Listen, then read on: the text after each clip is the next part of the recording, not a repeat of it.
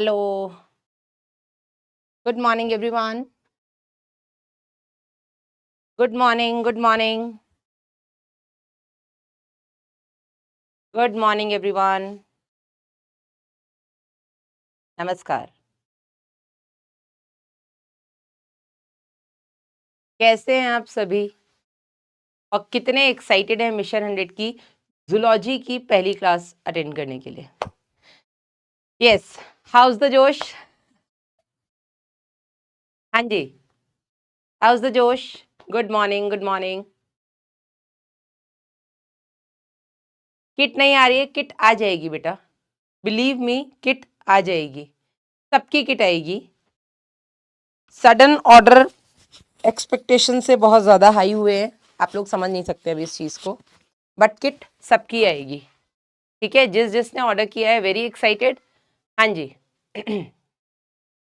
First chapter जो रहेगा अपना लाइव रहेगा, लेकिन इसके बाद के जितने भी चैप्टर्स रहेंगे बेटा वो सारे के सारे आपके रिकॉर्डेड रहेंगे.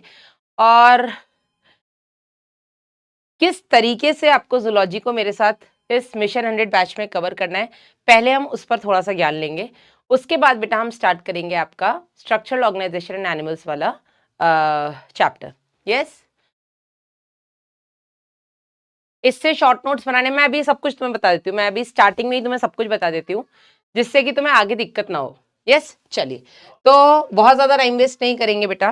प्राणियों में संरचनात्मक संगठन अपना जो चैप्टर है, इसमें हम लोग किस किस तरीके से पढ़ने वाले हैं पहले मैं आपको वो बता देती हूँ.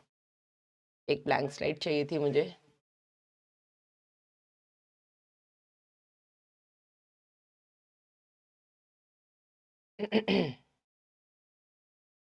तो सबसे पहले तो बेटा जूलॉजी टोटल 15 चैप्टर्स. ठीक है, जूलॉजी क्या हो रहा है भाई?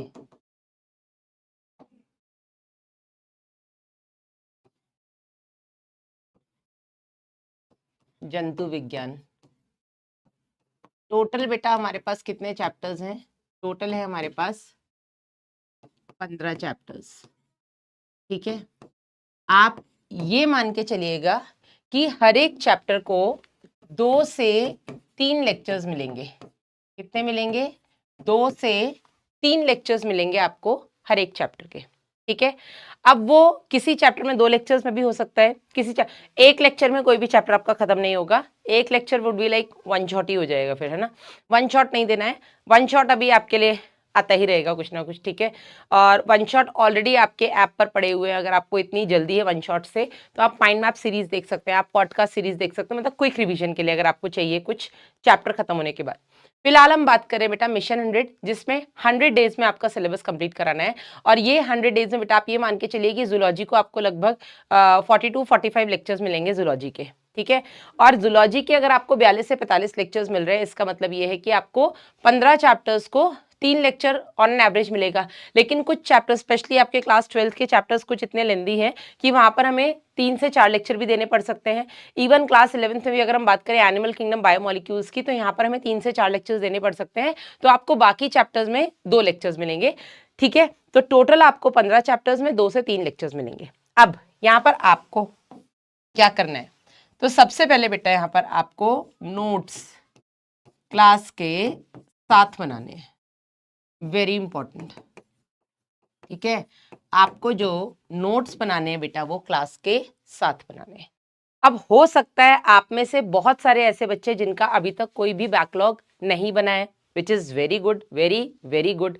अगर आप में से अभी तक कुछ ऐसे बच्चे हैं जिनका एक भी बैकलॉग नहीं है लेक्चर का, तो आप लोगों से बस मैं यही रिक्वेस्ट करूंगी कि आप नोट्स ना बनाएं. ठीक है, तो यहाँ पर मैं ये बोलूंगी जिनका बैकलॉग नहीं है, ठीक है, जिनके नोट्स कंप्लीट हैं. ठीक है, आप लोगों से बेटा मैं बस यही कहूंगी कि आप लोग फिर से नोट्स नहीं बनाएं, पहली चीज. ठीक है, और दूसरी चीज क्लास के टाइम पर, ठीक है, क्लास टाइम पर आप अपने नोट्स लेकर के बैठे. ठीक है, नोट्स लेकर बैठे. बहुत छोटी छोटी सी चीज बेटा जो आपको जाननी जरूरी है. हो सकता है आपको लगे मैडम ये सब आप क्या बता रही हो, लेकिन ये वही डाउट्स हैं जो पूरे के पूरे इस मिशन 100 के बैच के थ्रू आपके के दौरान आपके दिमाग में आएंगे। क्या करें, बना लें क्या, छोड़ दें क्या, बने तो हैं, पढ़े क्या या लिखे क्या? इसलिए बेटा मैं आपको ये सारी चीजें पहले ही बता रही हूँ। नोट्स बेटा क्लास के साथ उनको बनाने हैं जिनके प्रीवियस नोट्स कंप्लीट नहीं है, ठीक है।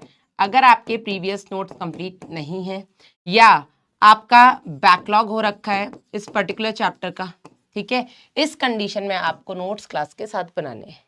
अब यहाँ पर मैं फिर एक बोलूंगी, no backlog, very good Ansari sahab, लेकिन मैं यहाँ पे फिर एक बात बोलूंगी, कुछ ऐसे बच्चे हैं जिनके शुरू के चैप्टर्स तो बहुत बढ़िया रिदम में चल रहे थे, और ज्यादातर बच्चों के शुरू के चैप्टर्स बहुत बढ़िया रिदम में चलते हैं क्योंकि स्टार्टिंग का जो जोश होता है, एक्साइटमेंट होता है, वो अलग ही होता है, ठीक है। और स्टार्टिंग वाला जोश एक्साइटमेंट आपके 3-4 लेक्चर्स तक तो चलता है।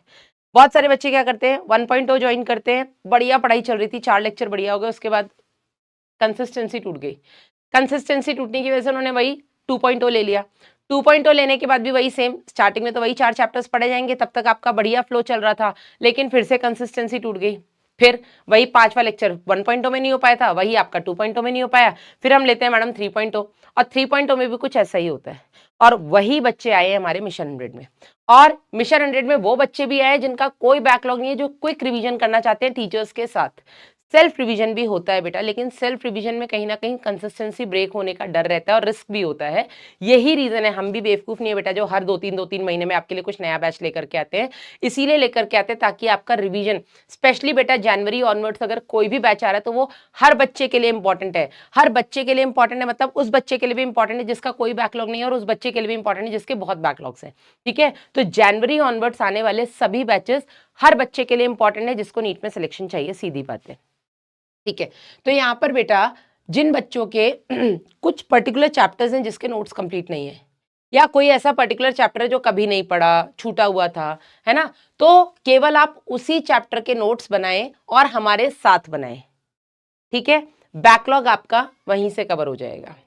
अब अगर आप ये सोचेंगे कि नहीं मैडम हम नोट्स क्लास के बाद बना लेंगे, जो ज्यादातर बच्चे करते हैं, तो उनको बेटा मैं बता दूं कि क्लास के बाद नोट्स बनाने का टाइम अब आपके पास नहीं है। आप क्लास अभी अटेंड करेंगे पूरी 2 घंटे की, 1.5 घंटे की जो भी रहेगी, उसके बाद आप नोट्स लेकर के बैठेंगे बनाने के लिए, तो आप फिर से वही 1.5 घंटे की क्लास को नोट्स बनाएंगे, तो वो आपकी 1.5 घंटे की क्लास 2.5 घंटे में पूरी होगी। तो आपने केवल एक ही क्लास के ऊपर एक दिन में आपने 4 से 4.5 घंटे वेस्ट कर दिए। अब मैं आपको टाइम वेस्टेज बता रही हूँ, वेस्ट नहीं करना है आपको, टाइम को यूटिलाइज करना है आपको, कम से कम टाइम में ज्यादा से ज्यादा प्रोडक्टिविटी जो हम कहते हैं उत्पादकता बढ़ानी है, ठीक है। और उसके लिए बेटा जरूरी है कि आप नोट्स हमारे क्लास के साथ बनाएं, जो भी आपका बैकलॉग था बेटा वो साथ ही साथ क्लियर होता जाएगा। समझ गया, यहां तक किसी को कोई डाउट नहीं है। 15 चैप्टर्स हैं, हर एक चैप्टर को बेटा आपको 2 से 3 लेक्चर्स देने पड़ेंगे, हम भी देंगे उतने ही, और आपको हमारे साथ कवर करने हैं। 42 से 45 दिन के अंदर आपकी जूलॉजी कंप्लीट होगी। अब आफ्टर क्लास आपको क्या करना है, एक दिन में 3 क्लासेस हो गई आपकी, ठीक है। 3 क्लासेस के बाद एक गैप ले, ठीक है। एक दिन में 3 क्लास होगी, 3 क्लासेस के बाद बेटा आप एक बढ़िया सा गैप ले, ठीक है। बढ़िया सा गैप बेटा मैं आपको बोलूंगी 1 से 2 घंटों का हो सकता है, ठीक है।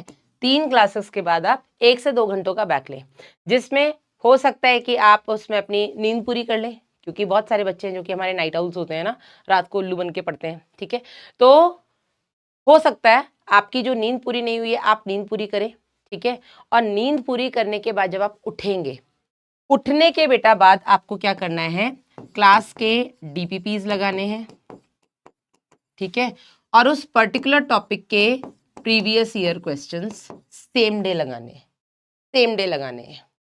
जो भी टीचर ने पढ़ाया है उस क्लासेस को अटेंड करने के बाद, और प्लीज यहां पर आप रिकॉर्डेड क्लास ना देखें तो ज्यादा अच्छा होगा, ठीक है। यहां पर बेटा रिकॉर्डेड क्लास नहीं देखें, मेरी विनती है आपसे। यहां पर आप लाइव के ही साथ जुड़े रहें, रिकॉर्डेड ना देखें, ठीक है। टॉपिक पर चल लेंगे अभिषेक सरकार, ऐसी क्या जल्दी है बेटा, टॉपिक पे चलने के बाद भी मुझे ये डाउट्स क्लियर करने हैं, तो पहले ही बेटा मैं डाउट्स क्लियर कर लेती हूँ ना, ज्ञान ना दें बेटा, बाकी सब कुछ चलेगा, पैसा दे दें आप, कोई दिक्कत नहीं है, ठीक है। तो 3 क्लासेस लें आप, लाइव लें, रिकॉर्डेड के चक्कर में ना रहें, CUET के बारे में बेटा मेरे को फिलहाल आइडिया नहीं है, मैं CUET के बैचेस नहीं लेती हूँ, तो प्लीज आप इसको स्पैम ना करें, मुझे सच में आइडिया नहीं है, ठीक है। होता तो मैं जरूर आपको आंसर करती, लेकिन अगर सिलेबस सेम है तो हो सकता है सेम ही होगा, ठीक है ना। उसके बाद आप गैप ले, जिसमें आप अपनी नींद पूरी करें, रिफ्रेश हो, क्योंकि मैं मान ही नहीं सकती, इवन साइंस ये चीज नहीं मानती है कि आप 1.5 मतलब 45 मिनट से ज्यादा किसी चीज पे कॉन्सेंट्रेट कर सकते हो।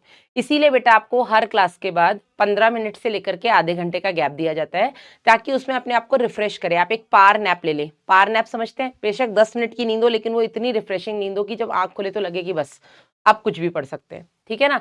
तो जो भी आप उसमें पावर नैप लें, आप उसमें थोड़ा घूम फिर लें, जो भी करें, ताकि आपका माइंड दोबारा से अगली क्लास के लिए रिफ्रेश हो जाए, ठीक है। इसके बाद बेटा जब आप गैप लेंगे, इस गैप को आप थोड़ा लंबा रखें, जिसकी वजह से, क्योंकि अब आपको वापस से उतनी ही लंबी पढ़ाई में जाना है, ठीक है। लंबा गैप रहेगा, आप इसमें अपनी नींद पूरी कर सकते हैं, आप इसमें मम्मी पापा के साथ बैठ करके बात कर सकते हैं, जिससे कि आपका माइंड, जिस भी चीज से आपका माइंड रिलैक्स हो वो करें। उसके बाद बेटा वापस से जो भी आज 3 क्लासेस हुई हैं उनसे रिलेटेड DPPs मिली होंगी, DPPs करें। DPPs नहीं मिली है तो प्रीवियस ईयर क्वेश्चंस करें, पर क्वेश्चंस करें। और अगर आपको लगता है कि आज का फिजिक्स का या केमिस्ट्री का या बॉटनी जूलॉजी का कोई भी पर्टिकुलर टॉपिक टफ था, उसको मुझे दोबारा देखने की जरूरत है, तो आप बेटा सेम क्लास को 2x स्पीड पे, या जो भी पर्टिकुलर टॉपिक है जिससे आपको दिक्कत है उसको आप 2x स्पीड पर देख लें, ठीक है। तो यहाँ पर मैं कहूंगी कि आप रिवीजन भी कर लें, अगर आपको किसी भी टॉपिक में डाउट है तो आप इसी टाइम पर रिवीजन भी कर लें। डन है यहाँ तक, कोई डाउट? ठीक है। अब आप लोग कहेंगे कि मैडम हमारा तो रेगुलर बैच चल रहा है, 2.0, 1.0, 3.0, अभी वो भी खत्म नहीं हुआ है, उसमें क्या करना है? तो आई वुड रेदर से कि आप ये क्लासेस लाइव ले लें और उन क्लासेस को आप चाहें तो रिकॉर्डेड देख लें, ठीक है। यस, क्योंकि ये बेटा आपकी जल्दी हो जाएंगी, ठीक है। और अगर आपका किसी पर्टिकुलर चैप्टर में कोई भी डाउट नहीं है, जैसे ये बहुत बेसिक चैप्टर है, स्ट्रक्चरल ऑर्गेनाइजेशन बहुत ही बेसिक चैप्टर है। दूसरी बात बेटा, ये आप लोगों ने सबने बहुत अच्छे से पढ़ा है, रीजन बीइंग पहला चैप्टर था, तो आपका ये पहला एक्साइटमेंट में ना बहुत अच्छे से हमने ये चैप्टर मैम पढ़ा है, हमने 2-3 चैप्टर्स बहुत एक्साइटमेंट में पढ़े। मैडम फ्लो तो उसके बाद टूटा है।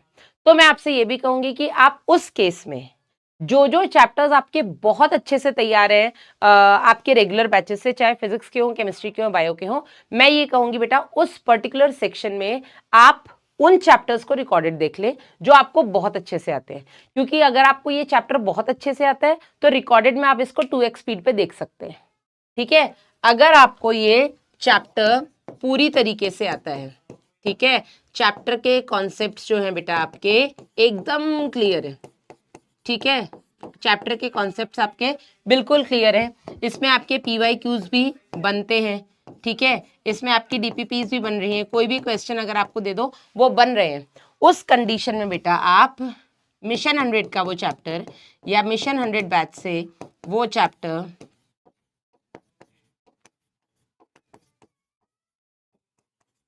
रिकॉर्डेड फॉर्म में 2x स्पीड पर देख सकते हैं, समझे या नहीं? ये चीजें बहुत जरूरी हैं। ये बेटा जब हम क्लासेस के दौरान बताते हैं तो दिक्कत आती है, तब आपका भी फ्लो टूटता है और मेरा भी फ्लो टूटता है। इसीलिए बेटा ये चीजें पहले दिन पहली क्लास में शुरुआत में बताना जरूरी है। यहां तक किसी को कोई डाउट? जो चैप्टर्स आपको बहुत अच्छे से आते हैं, आपको लगता है इनको बस मैं एक बार मैडम के या सर के शब्दों में सुन लूंगा तो मेरा रिवीजन हो जाएगा, और ऐसा होता है। जो चैप्टर्स आपको बहुत अच्छे से आते हैं आप केवल उनको 2x स्पीड में सुनते चलो, देखते चलो, तो बेटा आपका वो रिवीजन अपने आप होता रहता है। एंड बिलीव मी, जब आप क्वेश्चन प्रैक्टिस मतलब क्वेश्चन कर रहे होते हैं ना नीट के एग्जाम वाले दिन, तो बेटा वहां पर आपको जैसे ही आप क्वेश्चन पढ़ते हैं आपको टीचर की लाइन दिमाग में घूमने लग जाती है, अरे सर ने यही तो बोला था, मैडम यही तो बोल रही थी, अरे इसका तो डायरेक्ट आंसर ये होगा। वहां पर आपको ज्यादा सोचने की भी जरूरत नहीं है, समझे या नहीं? Yes, done. बड़े आगे एक बार थम्स अप दे दीजिएगा, चीजें क्लियर है आपको? स्टार्ट करते हैं, give me thumbs up. Yes, class का शेड्यूल क्या रहेगा साक्षी? क्लास अभी मैंने आपको बताया, फर्स्ट चैप्टर चाहे आपका किसी भी सब्जेक्ट का हो लाइव रहेगा, और सेकेंड ऑनवर्ड सारे चैप्टर जो भी आपके चैप्टर्स होंगे वो रिकॉर्डेड फॉर्म में आएंगे। पहली क्लास बेटा आपकी बायो की रहेगी, मंडे ट्यूसडे वेडनेसडे में बॉटनी की, थर्सडे फ्राइडे सैटरडे में आपकी जूलॉजी की। सेकेंड क्लास आई गेस आपकी केमिस्ट्री और फिजिक्स, सेकेंड और थर्ड आपकी केमिस्ट्री और फिजिक्स है, ठीक है। चल तो स्टार्ट करते हैं बेटा आपका चैप्टर। तो सबसे पहले हम बात आज किस किस की करेंगे वो हम देख लेते हैं। आज बेटा मैं आपको कॉकरोच नहीं पढ़ाऊंगी, कॉकरोच और फ्रॉग में आपको एक फ्लो में पढ़ाऊंगी नेक्स्ट क्लास में, ठीक है। आज हम रखेंगे बिल्कुल इंट्रोडक्टरी पार्ट और जंतु तक, ठीक है।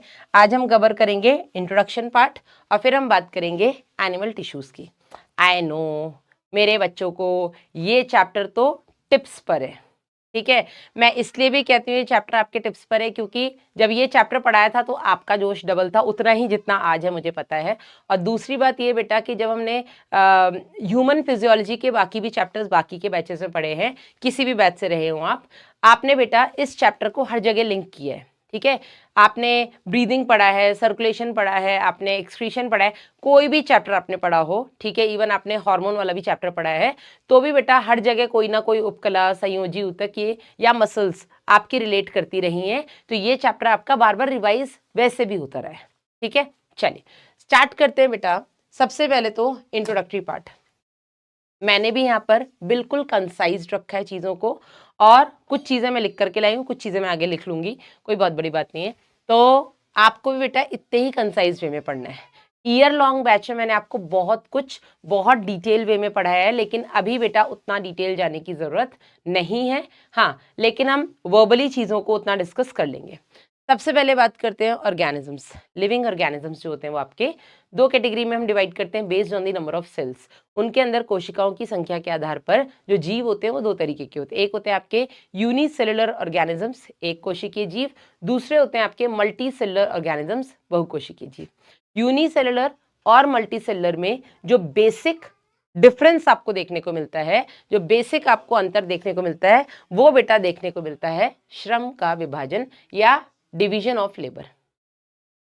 क्या होता है डिवीजन ऑफ लेबर, उसको बेटा अगर हम समझें तो यूनिसेलुलर ऑर्गेनिज्म में बेटा एक सिंगल सेल, यूनिसेलुलर ऑर्गेनिज्म में एक सिंगल सेल होता है बेटा, जो कि बॉडी के अंदर जो भी काम है, चाहे डाइजेशन का हो, खाना पचाना हो, एक्सचेंज ऑफ गैसेज हो, है ना, गैसों का विनिमय हो जिसको हम श्वसन कह देंगे, उत्सर्जी उत्पाद को निकालना हो जिसको हम एक्सक्रीशन कह देंगे, ठीक है। बॉडी में के अंदर कोई भी चीज एक जगह से दूसरी जगह, सेल के एक कोने से दूसरे कोने भेजने, कुछ भी काम अगर आपके यूनिसेलुलर ऑर्गेनिज्म में होना है तो वो एक कोशिका द्वारा ही होता है, ठीक है। एक कोशिका द्वारा सभी कार्य परफॉर्म किए जाते हैं। एक कोशिका द्वारा सभी कार्य किए जाते हैं। गला नहीं खुलता 8:45 तक तो यार, आज क्लास शुरू हो गई है। चलिए जूलॉजी में 180 और 180 हो जाएगा यार, पटेल साहब मतलब डाउट है क्या कोई? चलिए बहुकोशी की अगर हम बात करें, मल्टी सेलुलर ऑर्गेनिजम्स जो होते हैं बेटा, इनमें अलग अलग आपको सिस्टम्स देखने को मिलते हैं, ठीक है। या मल्टी सेलुलर ऑर्गेनिज्म से बेटा आपको ऊतक स्तर का संगठन देखने को मिल सकता है, इसमें आपको अंग स्तर का संगठन देखने मिल सकता है, या बेटा आपको अंग तंत्र स्तर का संगठन देखने को मिल सकता है। चाहे ऊतक स्तर का संगठन हो या अंग स्तर का संगठन हो या अंग तंत्र स्तर का संगठन हो, तीनों ही केस में बेटा क्योंकि कोशिकाओं की संख्या 2 या 2 से ज्यादा है, तो यहाँ पर बेटा बॉडी के अलग अलग काम को करने के लिए कुछ पर्टिकुलर सेल्स का ग्रुप या कुछ पर्टिकुलर ऑर्गन्स का ग्रुप मिलकर के बेटा एक काम करता है।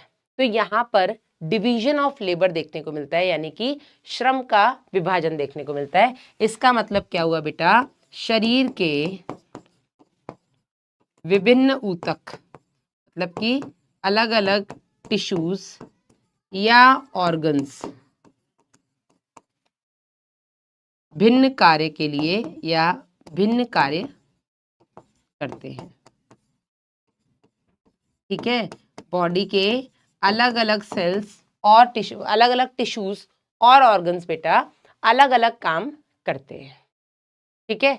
कोई चीज नहीं छूटेगी अंश, चिंता मत करिए, ठीक है। अगर चीजों को छोड़ना ही होता बेटा तो हम यहाँ पर लिख करके नहीं लाते ना चीज़ों को। हमें पता है कहाँ कहाँ पर चीज़ें टाइम टेकिंग है। सबसे ज़्यादा टाइम टेकिंग होता है बेटा लिखना, ठीक है। इसीलिए बेटा हम चीज़ों को ज़्यादातर को यहाँ पर हम लिख करके लाएंगे। ज़्यादातर आपको प्री फॉर्म नोट्स मिलेंगे, लेकिन कुछ चीज़ें यहाँ पर आपको क्लास के साथ भी समझाई जाएंगी, ठीक है। इसीलिए हम टाइम को बचाने के लिए, ताकि छूटे कुछ भी नहीं और कम टाइम में भी हो जाए, ठीक है। चलिए 2.0 की क्लास देखनी ज़रूरी है, सोहेल देख लेना बेटा, क्योंकि डिटेल में तो वहीं पढ़ाया जाएगा ना, यहाँ तो उस चीज़ को रिवाइज कराया जाएगा, ठीक है। चलो, तो ऊतक होते क्या है? ऊतक बेटा ऐसी कोशिकाओं का समूह जो लगभग एक जैसी हैं, मतलब जिनकी समान, एनसीईआरटी लिखती है समान। समान का मतलब यहाँ पर क्या हुआ बेटा? समान का मतलब यहाँ पर हुआ जिनकी संरचना एक जैसी है, ठीक है, जो अंतर कोशिकीय पदार्थ के साथ आपस में जुड़ी हुई हैं, ठीक है। अंतर कोशिकीय पदार्थ क्या होता है? वो पदार्थ बेटा जो कोशिकाओं के बीच में पाया जाता है और ये मिलकर के बेटा एक विशेष कार्य को करती हैं। तो ऐसी कोशिकाओं का समूह जो अंतर कोशिकीय पदार्थ की मदद से जुड़ा हुआ है और मिलकर के कोई एक काम परफॉर्म कर रहा है, ऐसे कोशिकाओं के समूह को हम ऊतक कहते हैं। बात करें बेटा एनिमल टिश्यूज, तो लगभग सभी एनिमल्स में आपको यही बेसिक 4 टिश्यूज देखने को मिलते हैं। एपिथेलियल, जिसको हम कहेंगे उपकला, दूसरा कनेक्टिव संयोजी, तीसरा हो गया बेटा आपका पेशी मस्कुलर, चौथा हो गया आपका तंत्रिका यानी कि नर्वस, ठीक है। अब इसमें बेटा आपको एक चीज मैं बता दूं कि नर्वस टिश्यू ऐसा टिश्यू है जो आपको सभी एनिमल्स में तो देखने को नहीं मिलता है, ठीक है। किस में नहीं मिलता है ये हम पढ़ेंगे जब बेटा एनिमल किंगडम में आपको पढ़ाऊंगी तब, ठीक है। लेकिन होपफुली आपको ये क्लियर होगा, क्योंकि आप में से ज्यादातर बच्चे एनिमल किंगडम पढ़ चुके हैं। लेकिन अगर नहीं भी पढ़ा है तो अगेन आई विल से बिल्कुल भी स्ट्रेस नहीं होइएगा, इस क्लास में या इस बैच में आपको सब कुछ कवर कराया जाएगा, ठीक है। हाँ, तो आगे बढ़ते हैं बेटा, एक एक करके हम सारे टिश्यूज को कवर करेंगे। तो सबसे पहले आता है आपका एपिथेलियल टिश्यू, जिसको बेटा हम बोलते हैं उपकला ऊतक, ठीक है। जो एपिथेलियल टिश्यू होता है बेटा, एपी मतलब जो दूसरे के ऊपर, थीलिया मतलब की वृद्धि कर रहा है, ठीक है। तो एपिथेलियल टिश्यू बेटा ऐसा टिश्यू होता है जो उपकला, ठीक है। एपीथीलिया, एपी मतलब ऊपर, थीलिया मतलब वृद्धि कर रहा है, ठीक है। तो एपिथेलियल टिश्यू बेटा एक ऐसा टिश्यू है जो किसी दूसरे टिश्यू के ऊपर वृद्धि करता है। क्यों बता रहे हो मैडम आप? क्योंकि इसको मैं लिंक करूंगी कनेक्टिव टिश्यू में, ठीक है। अब बेटा एपिथेलियल टिश्यू में सेल है, तो यहाँ पर जो सेल होते हैं बेटा, इन सेल्स का एक सरफेस जो होता है जिसको हम इसकी मुक्त सतह कहते हैं, ठीक है। ये बेटा जो होती है ये होती है इसकी मुक्त सतह या फ्री सरफेस, ठीक है। और दूसरा जो सरफेस होता है बेटा ये बनाता है या ये जुड़ा रहता है आपकी आधारी झिल्ली या बेसमेंट मेम्ब्रेन से, ठीक है। तो आपका जो उपकला ऊतक की जो कोशिकाएं होती हैं, ये कोशिकाएं ऐसी कोशिकाएं जो किसी दूसरे ऊतक के ऊपर वृद्धि कर रही हैं, और इन कोशिकाओं का बेटा एक फ्री सरफेस होता है। फ्री सरफेस जो कि बाहरी एनवायरनमेंट की तरफ होगा, जैसे आपकी स्किन में जो फ्री सरफेस है ये तो एनवायरनमेंट की तरफ है। दूसरा बेटा आपका जो फ्री सरफेस हो सकता है वो आपकी किसी भी बॉडी कैविटी की, क्योंकि ये लाइनिंग बनाते हैं, तो किसी भी देह गुहा के तरफ हो सकता है, देह तरल की तरफ हो सकता है, ठीक है। और इसका मुक्त सतह के अलावा जो आधारी सतह होती है बेटा, वो आधारी झिल्ली यानी कि बेसमेंट मेम्ब्रेन के पास होती है। दूसरा अगर हम बात करें तो यहाँ पर जो कोशिकाएं हैं ये भी ऊतक है, तो अंतर कोशिकीय पदार्थ के साथ ही आपस में जुड़ी होंगी, लेकिन यहाँ पर अंतर कोशिकीय पदार्थ की जो मात्रा होती है वो बहुत कम होती है, ठीक है। इसी वजह से बेटा ये कोशिकाएं दृढ़ता पूर्वक आपस में जुड़ी होती है, यानी कि टाइटली आपस में जुड़ी होती है, ठीक है। ये कोशिकाएं दृढ़ता पूर्वक टाइटली आपस में जुड़ी होती है, क्योंकि बेटा यहाँ पर अंतर कोशिकीय पदार्थ बहुत कम होता है।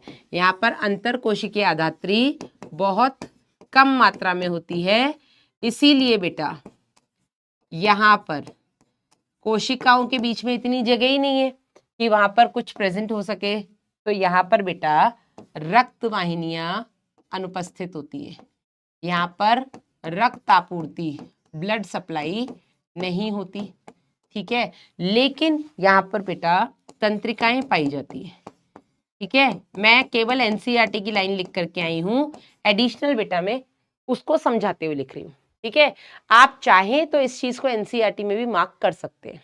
ठीक है, यहाँ पे मुक्त सतह होती है, मुक्त सतह जो कि बेटा बाहरी वातावरण या आपके शरीर की देह जो भी गुहाएं हैं या तरल है उसकी तरफ पाया जा सकता है, और बेटा इसका जो आधारी भाग होता है वो आधारी झिल्ली की तरफ पाया जाता है। ठीक है, दूसरा बेटा इसमें जो कोशिकाएं होती हैं वो अंतर कोशिकीय आधात्री से की मदद से दृढ़ता पूर्वक यानी कि टाइटली जुड़ी रहती हैं, और क्योंकि बेटा अंतर कोशिकीय आधात्री यहाँ पर बहुत कम मात्रा में होता है, इस वजह से यहाँ पे कोशिकाओं के बीच में इतनी जगह नहीं होती है कि वहाँ पे ब्लड सप्लाई हो सके या आपकी रक्त वाहिनियां आ सके, तो यहाँ पर बेटा ब्लड सप्लाई नहीं होती, रक्तापूर्ति नहीं होती, लेकिन इसमें तंत्रिकाएं पाई जाती हैं। ठीक है, तीसरा एनसीईआरटी लिखती है ये जो कोशिकाएं हैं बेटा या ये जो आपकी उपकला है, ये जो आपकी ऊतक है, ये या तो आपकी बॉडी में आवरण यानी कि कवरिंग्स बना रही हैं, ठीक है, या फिर बेटा ये आपकी बॉडी को आस्तरण यानी कि लाइनिंग प्रोवाइड कर रही है।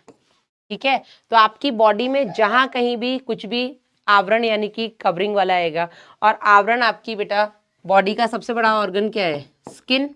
ठीक है, तो त्वचा एक तरीके से देखा जाए तो आपकी पूरी बॉडी की कवरिंग ही तो है, तो आपकी बॉडी का जो आवरण बन रहा है वो बेटा आपके उपकला ऊतक से बन रहा है, और जितने भी आपके ऑर्गन्स हैं, जितने भी बॉडी के अंदर कैविटीज हैं, उन सभी की लाइनिंग बनाने का काम, जैसे ये कोई कैविटी है, ठीक है, इस कैविटी की लाइनिंग बनाने का काम बेटा आपकी यही उपकला ऊतक कर रही है। तो जहां कहीं भी बॉडी में आवरण होगा या जहां कहीं भी लाइनिंग बनानी होगी वहां पर आपका उपकला ऊतक पाया जाएगा। ठीक है, हाँ जी, आगे बढ़ते हैं बेटा। उपकला ऊतक कितने प्रकार का होता है? तो बेसिकली ये दो प्रकार के होते हैं, एक होती है आपकी सरल उपकला, दूसरी होती है आपकी संयुक्त उपकला। सरल उपकला सिंपल एपिथेलियम, संयुक्त उपकला कंपाउंड एपिथेलियम। ठीक है, क्यों बोलते हैं हम इसको सरल और संयुक्त? सरल उपकला में बेटा जितनी भी कोशिकाएं होती हैं वो सारी की सारी सिंगल लेयर में अरेंज होती है। ठीक है, सारी कोशिकाएं आपकी सिंगल लेयर में अरेंज होती हैं, जबकि संयुक्त उपकला में जो कोशिकाएं होती हैं वो 2, 3, 4, 5 मल्टी लेयर्ड में अरेंज होती हैं। ठीक है, 2 लेयर में हो सकती है, 3 लेयर में हो सकती है, 4-5 लेयर में हो सकती हैं, इसलिए बेटा हम इसको संयुक्त उपकला कहते हैं। अब सरल उपकला में भी कोशिकाओं की संरचना के आधार पर, ठीक है, ये कई प्रकार की हो सकती हैं। ये हो सकती हैं आपकी सरल शल्की, सिंपल स्क्वामस, ये हो सकती हैं आपकी सरल घनाकार, सिंपल क्यूबॉइडल, या ये हो सकती हैं आपकी सरल स्तंभाकार, सिंपल कॉलमनार। ठीक है, अब तीनों की संरचना बेटा आप यहाँ पर एनसीईआरटी में देख सकते हैं। जो सरल शल्की उपकला होती है, सरल शल्की उपकला में मैं अलग से आपको बना करके बता देती हूँ। जो आपकी सरल शल्की उपकला होती है, ठीक है, शल्की, इस शल्की उपकला में बेटा जो कोशिकाएं होती हैं वो एकदम पतली होती हैं, चपटी होती हैं, और इनके अनियमित किनारे होते हैं। ठीक है, पतली होती हैं, चपटी होती हैं, और इनके अनियमित किनारे यानी कि इर्रेगुलर बाउंड्रीज होती हैं। क्योंकि बेटा ये पतली है, ये चपटी है, इस वजह से बेटा यहाँ पर चपटी होने की वजह से एकदम फ्लैट सेल्स होते हैं बेटा, तो चपटी होने की वजह से हम इनको, चपटी होने के कारण बेटा हम इनको टाइल, ये टाइल के समान दिखती हैं, इसलिए हम इनको बेटा पेवमेंट उपकला कह देते हैं। क्या बोल देते हैं हम इसको? पेवमेंट उपकला कह देते हैं। ठीक है, चपटी है तो ये आपके टाइल के समान दिखती हैं। किसकी जैसी दिखती हैं? आपके टाइल की जैसी दिखती हैं। और क्योंकि बेटा इसमें आप इर्रेगुलर बाउंड्रीज देख रहे हैं, ठीक है, अनियमित किनारे देख रहे हैं, अनियमित किनारे होने के कारण बेटा ये आपको लहरदार दिखाई देती हैं। कैसी दिखती हैं? आपको लहरदार दिखाई देती हैं। और क्योंकि ये लहरदार यानी कि वेवी दिखाई देती हैं, इसको बेटा हम टेसेलेटेड,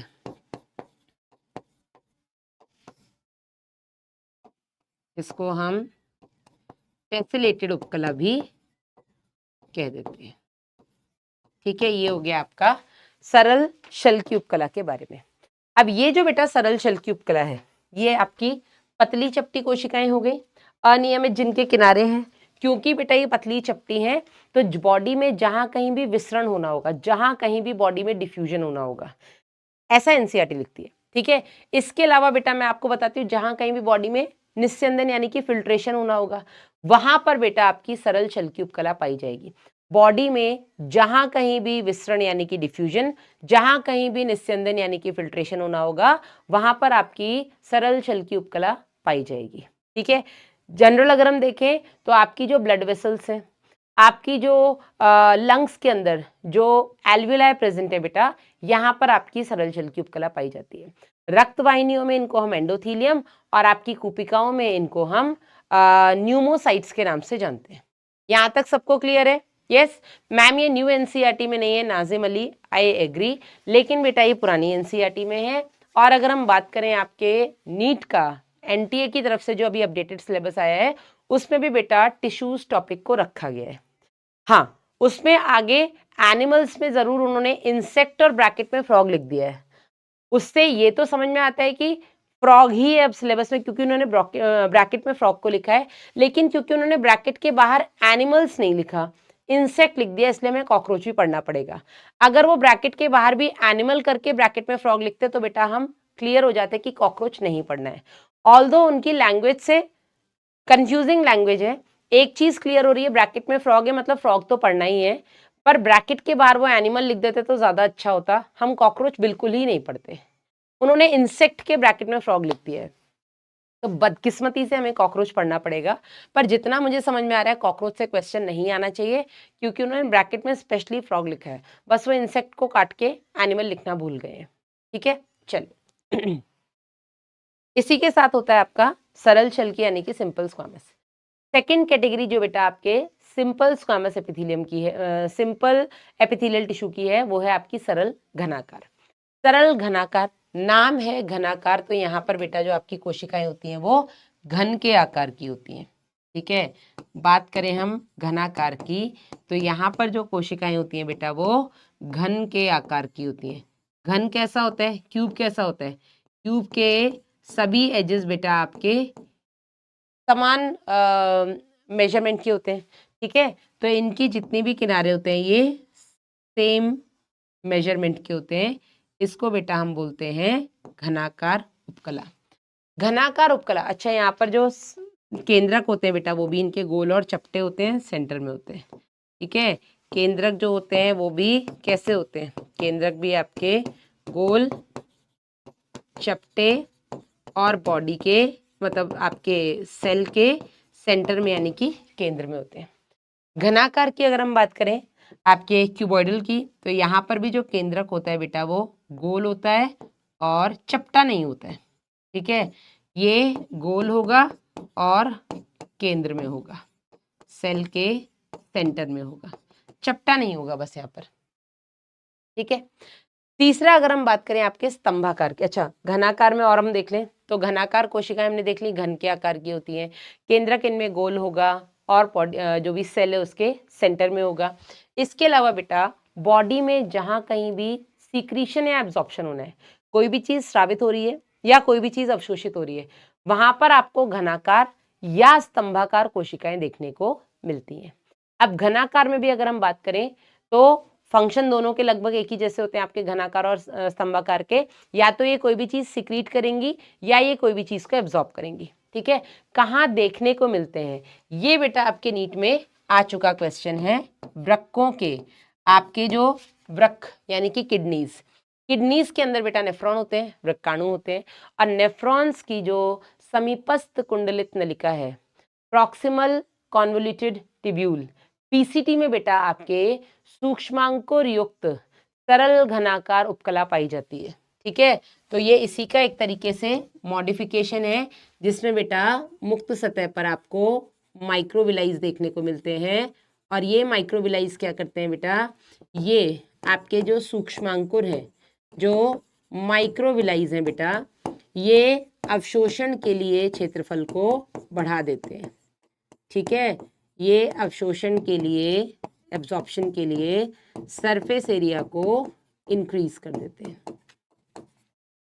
यस, तो बॉडी में जहां कहीं भी आपके माइक्रोविलाइज प्रेजेंट होंगे किसी भी आपके एपिथेलियल सेल के ऊपर, वो सिंपली सरफेस एरिया को इंक्रीज कर दें ताकि ज्यादा से ज्यादा एब्जॉर्प्शन हो सके। डन। तो आपके किडनीज के जो नेफ्रॉन्स होते हैं, नेफ्रॉन्स में, यस ब्रश बॉर्डर बोलते हैं, स्ट्रगलिंग जर्नी, बिल्कुल सही बात है, यस सादिका। तो किडनीज के अंदर बेटा जो नेफ्रॉन्स होते हैं, उन नेफ्रॉन्स के पीसीटी पार्ट में, which is proximal convoluted tubule, PCT part में बेटा ज्यादा से ज्यादा एब्जॉर्प्शन हो सके, इसलिए वहां पर फ्री सरफेस पर माइक्रोविलाई प्रेजेंट रहता है जो कि एब्जॉर्प्शन में हेल्प करता है। ठीक है, और कहाँ पाया जाता है, अभी सादिका बता रही थी मैडम, आपके जो थायराइड फॉलिकल्स होते हैं उनमें पाया जाता है। यस, आपके नोट्स में सब लिखाया हुआ है। आपके जो जनन उपकला है, ठीक है, आपके टेस्टिस और ओवरीज में जो जनन उपकला होती है बेटा, वो भी आपकी घनाकार होती है। आपके अग्नाशय पैनक्रियास के जो एसिनार सेल्स होते हैं, बिल्कुल सही है आचू, वहां पर भी बेटा आपका सरल घनाकार उपकला पाई जाती है। ठीक है मैडम, इजी वे में समझाओ, अर्शी सैफी कह रही बेटा इजी क्या होता है, इसमें भी कुछ टफ आया ही नहीं है। तीसरा आता है बेटा आपका सरल स्तंभाकार उपकला। सरल स्तंभाकार उपकला नाम ही है बेटा, यहाँ पे स्तंभ कॉलम लाइक सेल्स होंगे। ठीक है, तो सरल स्तंभाकार उपकला में जो कोशिकाएं होती हैं, यहाँ पर आप देख सकते हैं स्तंभाकार कोशिकाएं जो होती हैं बेटा, ये कैसी होती हैं, ये लंबी और पतली होती हैं। हाँ ठीक है, ये आपकी लंबी और पतली कोशिकाएं होती हैं, कॉलम लाइक।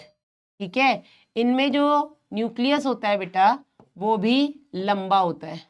बाकी सभी में अभी हमने न्यूक्लियस कैसा देखा था, गोल देखा था, लेकिन जो आपके कॉलमनार एपिथेलियम है इसमें न्यूक्लियस भी आपका इलोंगेटेड होगा, यानी कि लंबा होगा, और इसमें जो न्यूक्लियस होता है बेटा वो बेसमेंट मेम्ब्रेन के पास होता है।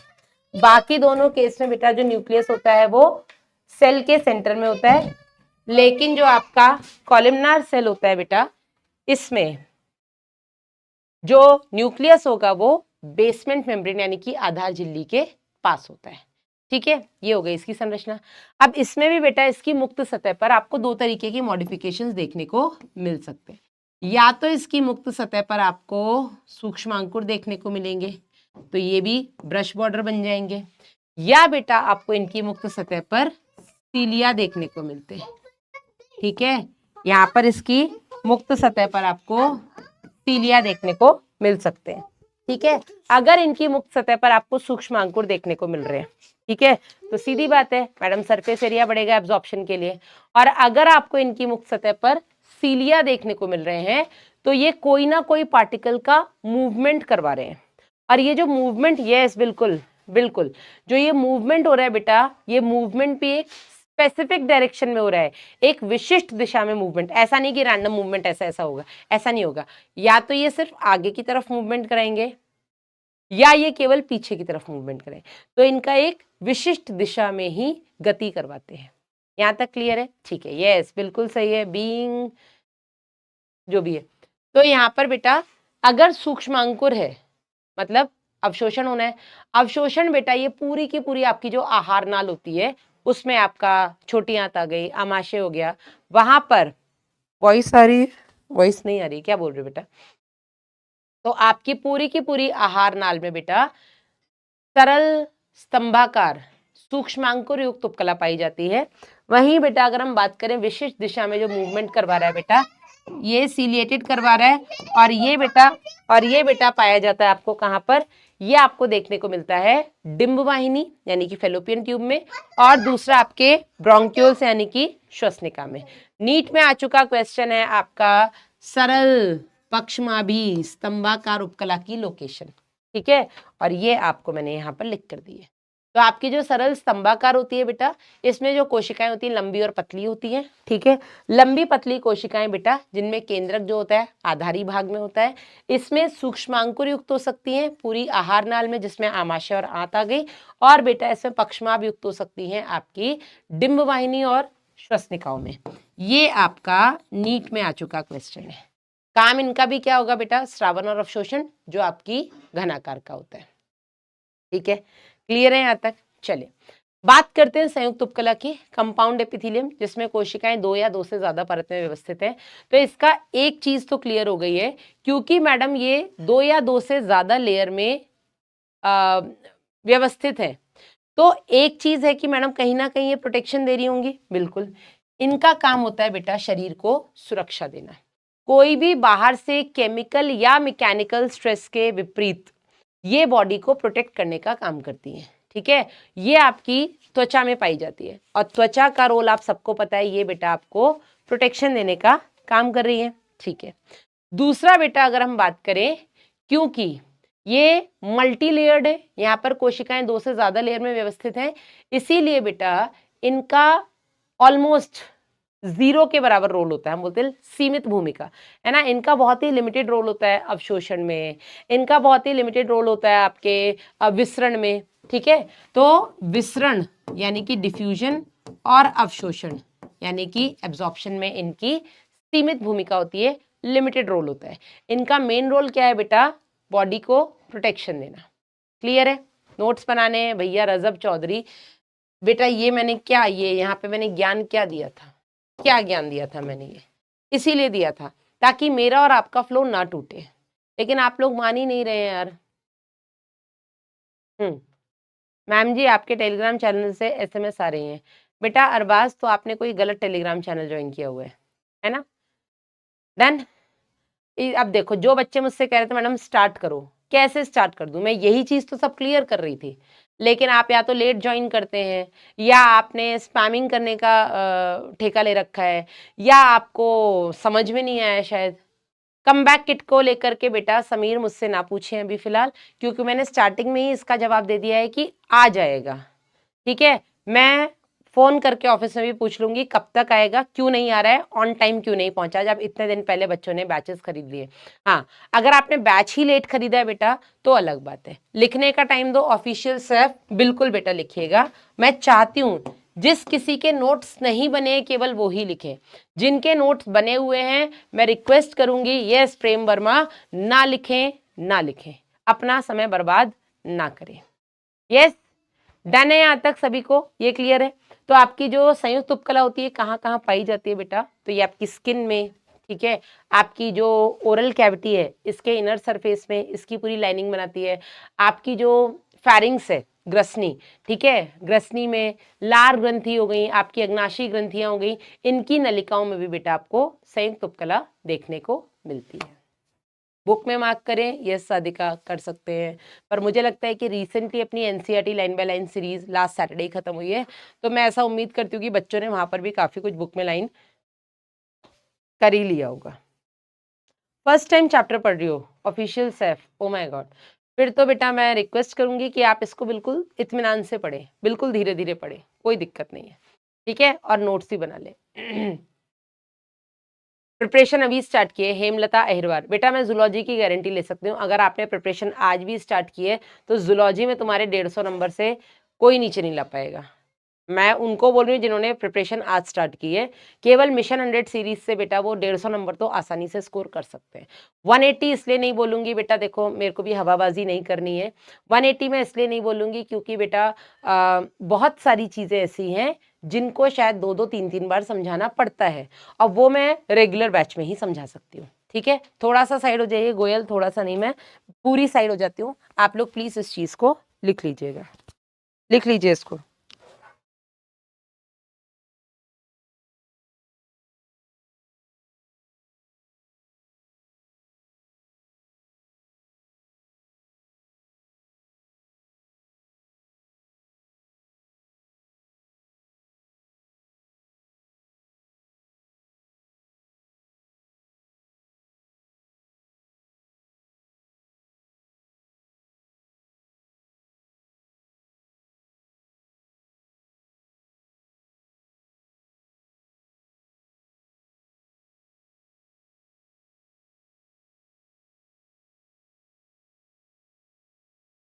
आगे बढ़ सकती हूँ मैं।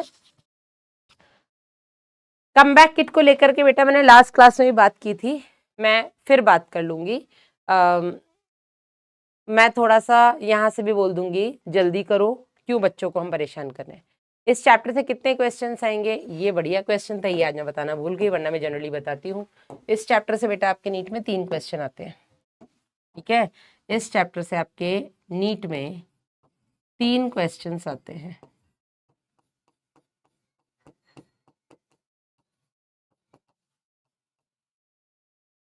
3, ठीक है। प्रिंट करवा सकते हैं क्या? बिल्कुल करवाओ यार, कोई दिक्कत नहीं है, प्रिंट क्लियर आ जाना चाहिए। अब यहाँ पर बेटा आप देख सकते हैं ये आपकी सरल स्तंभाकार कोशिका का ही रूपांतरित रूप दिखाया है, जिसमें फ्री सरफेस पे आपको ये सीलिया देखने को मिल रहे हैं, यानी कि पक्षमाप देखने को। यहाँ तक सबको क्लियर है? ठीक है। ये देखो जो पढ़े लिखे बच्चे आ रहे हैं मेरे, वो बता रहे हैं मैडम केराटिन मृत प्रोटीन होती है जो कि नेल्स और हेयर्स के सरफेस से पाई जाती है। हमें पता है, तुम 180 लाने वाले हो, जूलॉजी में तो ले ही आओगे, मुझे पता है। चलिए आगे बढ़ते हैं। संयुक्त उपकला की अगर हम बात करें तो हमें देखने में मिल रहा है, ठीक है, संयुक्त उपकला में आपको बहुस्तरीय है, बहुत सारी यहाँ पे कोशिकाएं जो है वो 2, 3, 4, 5 लेयर में, स्तर में व्यवस्थित है, इसीलिए हम इसको संयुक्त बोलते हैं। हमने देख लिया क्योंकि यहाँ पे बहुस्तरीय होती हैं, इसीलिए बेटा इनका काम सुरक्षात्मक होता है, केमिकल और मैकेनिकल स्ट्रेस से बॉडी को प्रोटेक्ट करती हैं। और दूसरा बेटा इनका विसरण अवशोषण में सीमित रोल है, ठीक है, ये डिफ्यूजन लगभग नहीं ही कर पाती, ठीक है, और एब्जॉर्प्शन वगैरह में भी इनकी सीमित भूमिका होती है, इनका लिमिटेड रोल होता है, ठीक है। कहाँ कहाँ पाई जाती हैं हमने बता दिया, आपकी त्वचा में, आपकी मुख गुहा के आंतरिक सतह पर, आपके ग्रसनी में, लार ग्रंथि, अग्नाशयी ग्रंथियों की नलिका में, ठीक है। अब ये भी आपकी 2 तरीके की होती है, एक होती है केराटिन युक्त, एक होती है केराटिन विहीन, इसलिए मेरा बच्चा बोल रहा था वहाँ पे। तो यहाँ पे बेटा आपकी जो संयुक्त उपकला है, ठीक है, जो आपकी ये आउट ऑफ एनसीईआरटी पढ़ा रही, जो भी मैं अलग से लिख रही हूँ बेटा ये आउट ऑफ एनसीईआरटी है। जो संयुक्त उपकला होती है बेटा, इसमें आपको जो संयुक्त शल्की है, ठीक है, या इसको हम स्तरित शल्की बोल देते हैं, क्योंकि यहाँ पे बहुस्तरीय होती है ना, तो इसको हम स्तरित शल्की बोल देते हैं। अब स्तरित शल्की में भी बेटा आपको एक दिखती है केराटिन युक्त, केराटिन युक्त मतलब जिसकी मुक्त सतह पर केराटिन लेयर पाई जाती है, और एक होती है बेटा केराटिन विहीन, नॉन केराटिनाइज्ड, जिसकी मुक्त सतह पर आपको केराटिन देखने को नहीं मिलती है। केराटिन है क्या बेटा? तो केराटिन एक आपका मृत प्रोटीन होता है, डेड प्रोटीन होता है, और ये बेटा हेल्प करता है प्रोटेक्शन में, ये सुरक्षा की एक एडिशनल लेयर बना देता है, ठीक है ना। तो केराटिन युक्त बेटा कहाँ कहाँ पाया जाता है? आपका सरल शल्की, केराटिन युक्त सरल शल्की आपको देखने को मिलता है सबसे पहले तो आपके नाखूनों में, आपके बाल में, आपकी स्किन में, जानवरों के खुर में, पक्षियों के पंखों में, ठीक है, इन सब में बेटा, और सींग में, इन सब में बेटा आपको केराटिन युक्त उपकला देखने को मिलती है। आंटी से ले लो, आंटी से ले लो।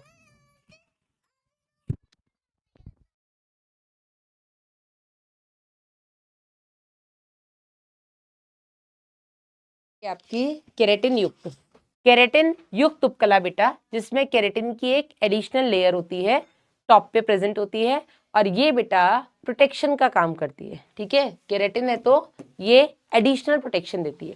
वहीं बेटा जो केराटिन विहीन है, यहाँ पर केराटिन नहीं है तो यहाँ पे एडिशनल लेयर नहीं बन पाती है, लेकिन केराटिन विहीन स्तरित शल्की जो है ये भी आपको हेल्प उसी में कर रही है, प्रोटेक्शन में। ये आपको कहाँ देखने को मिलेगी बेटा?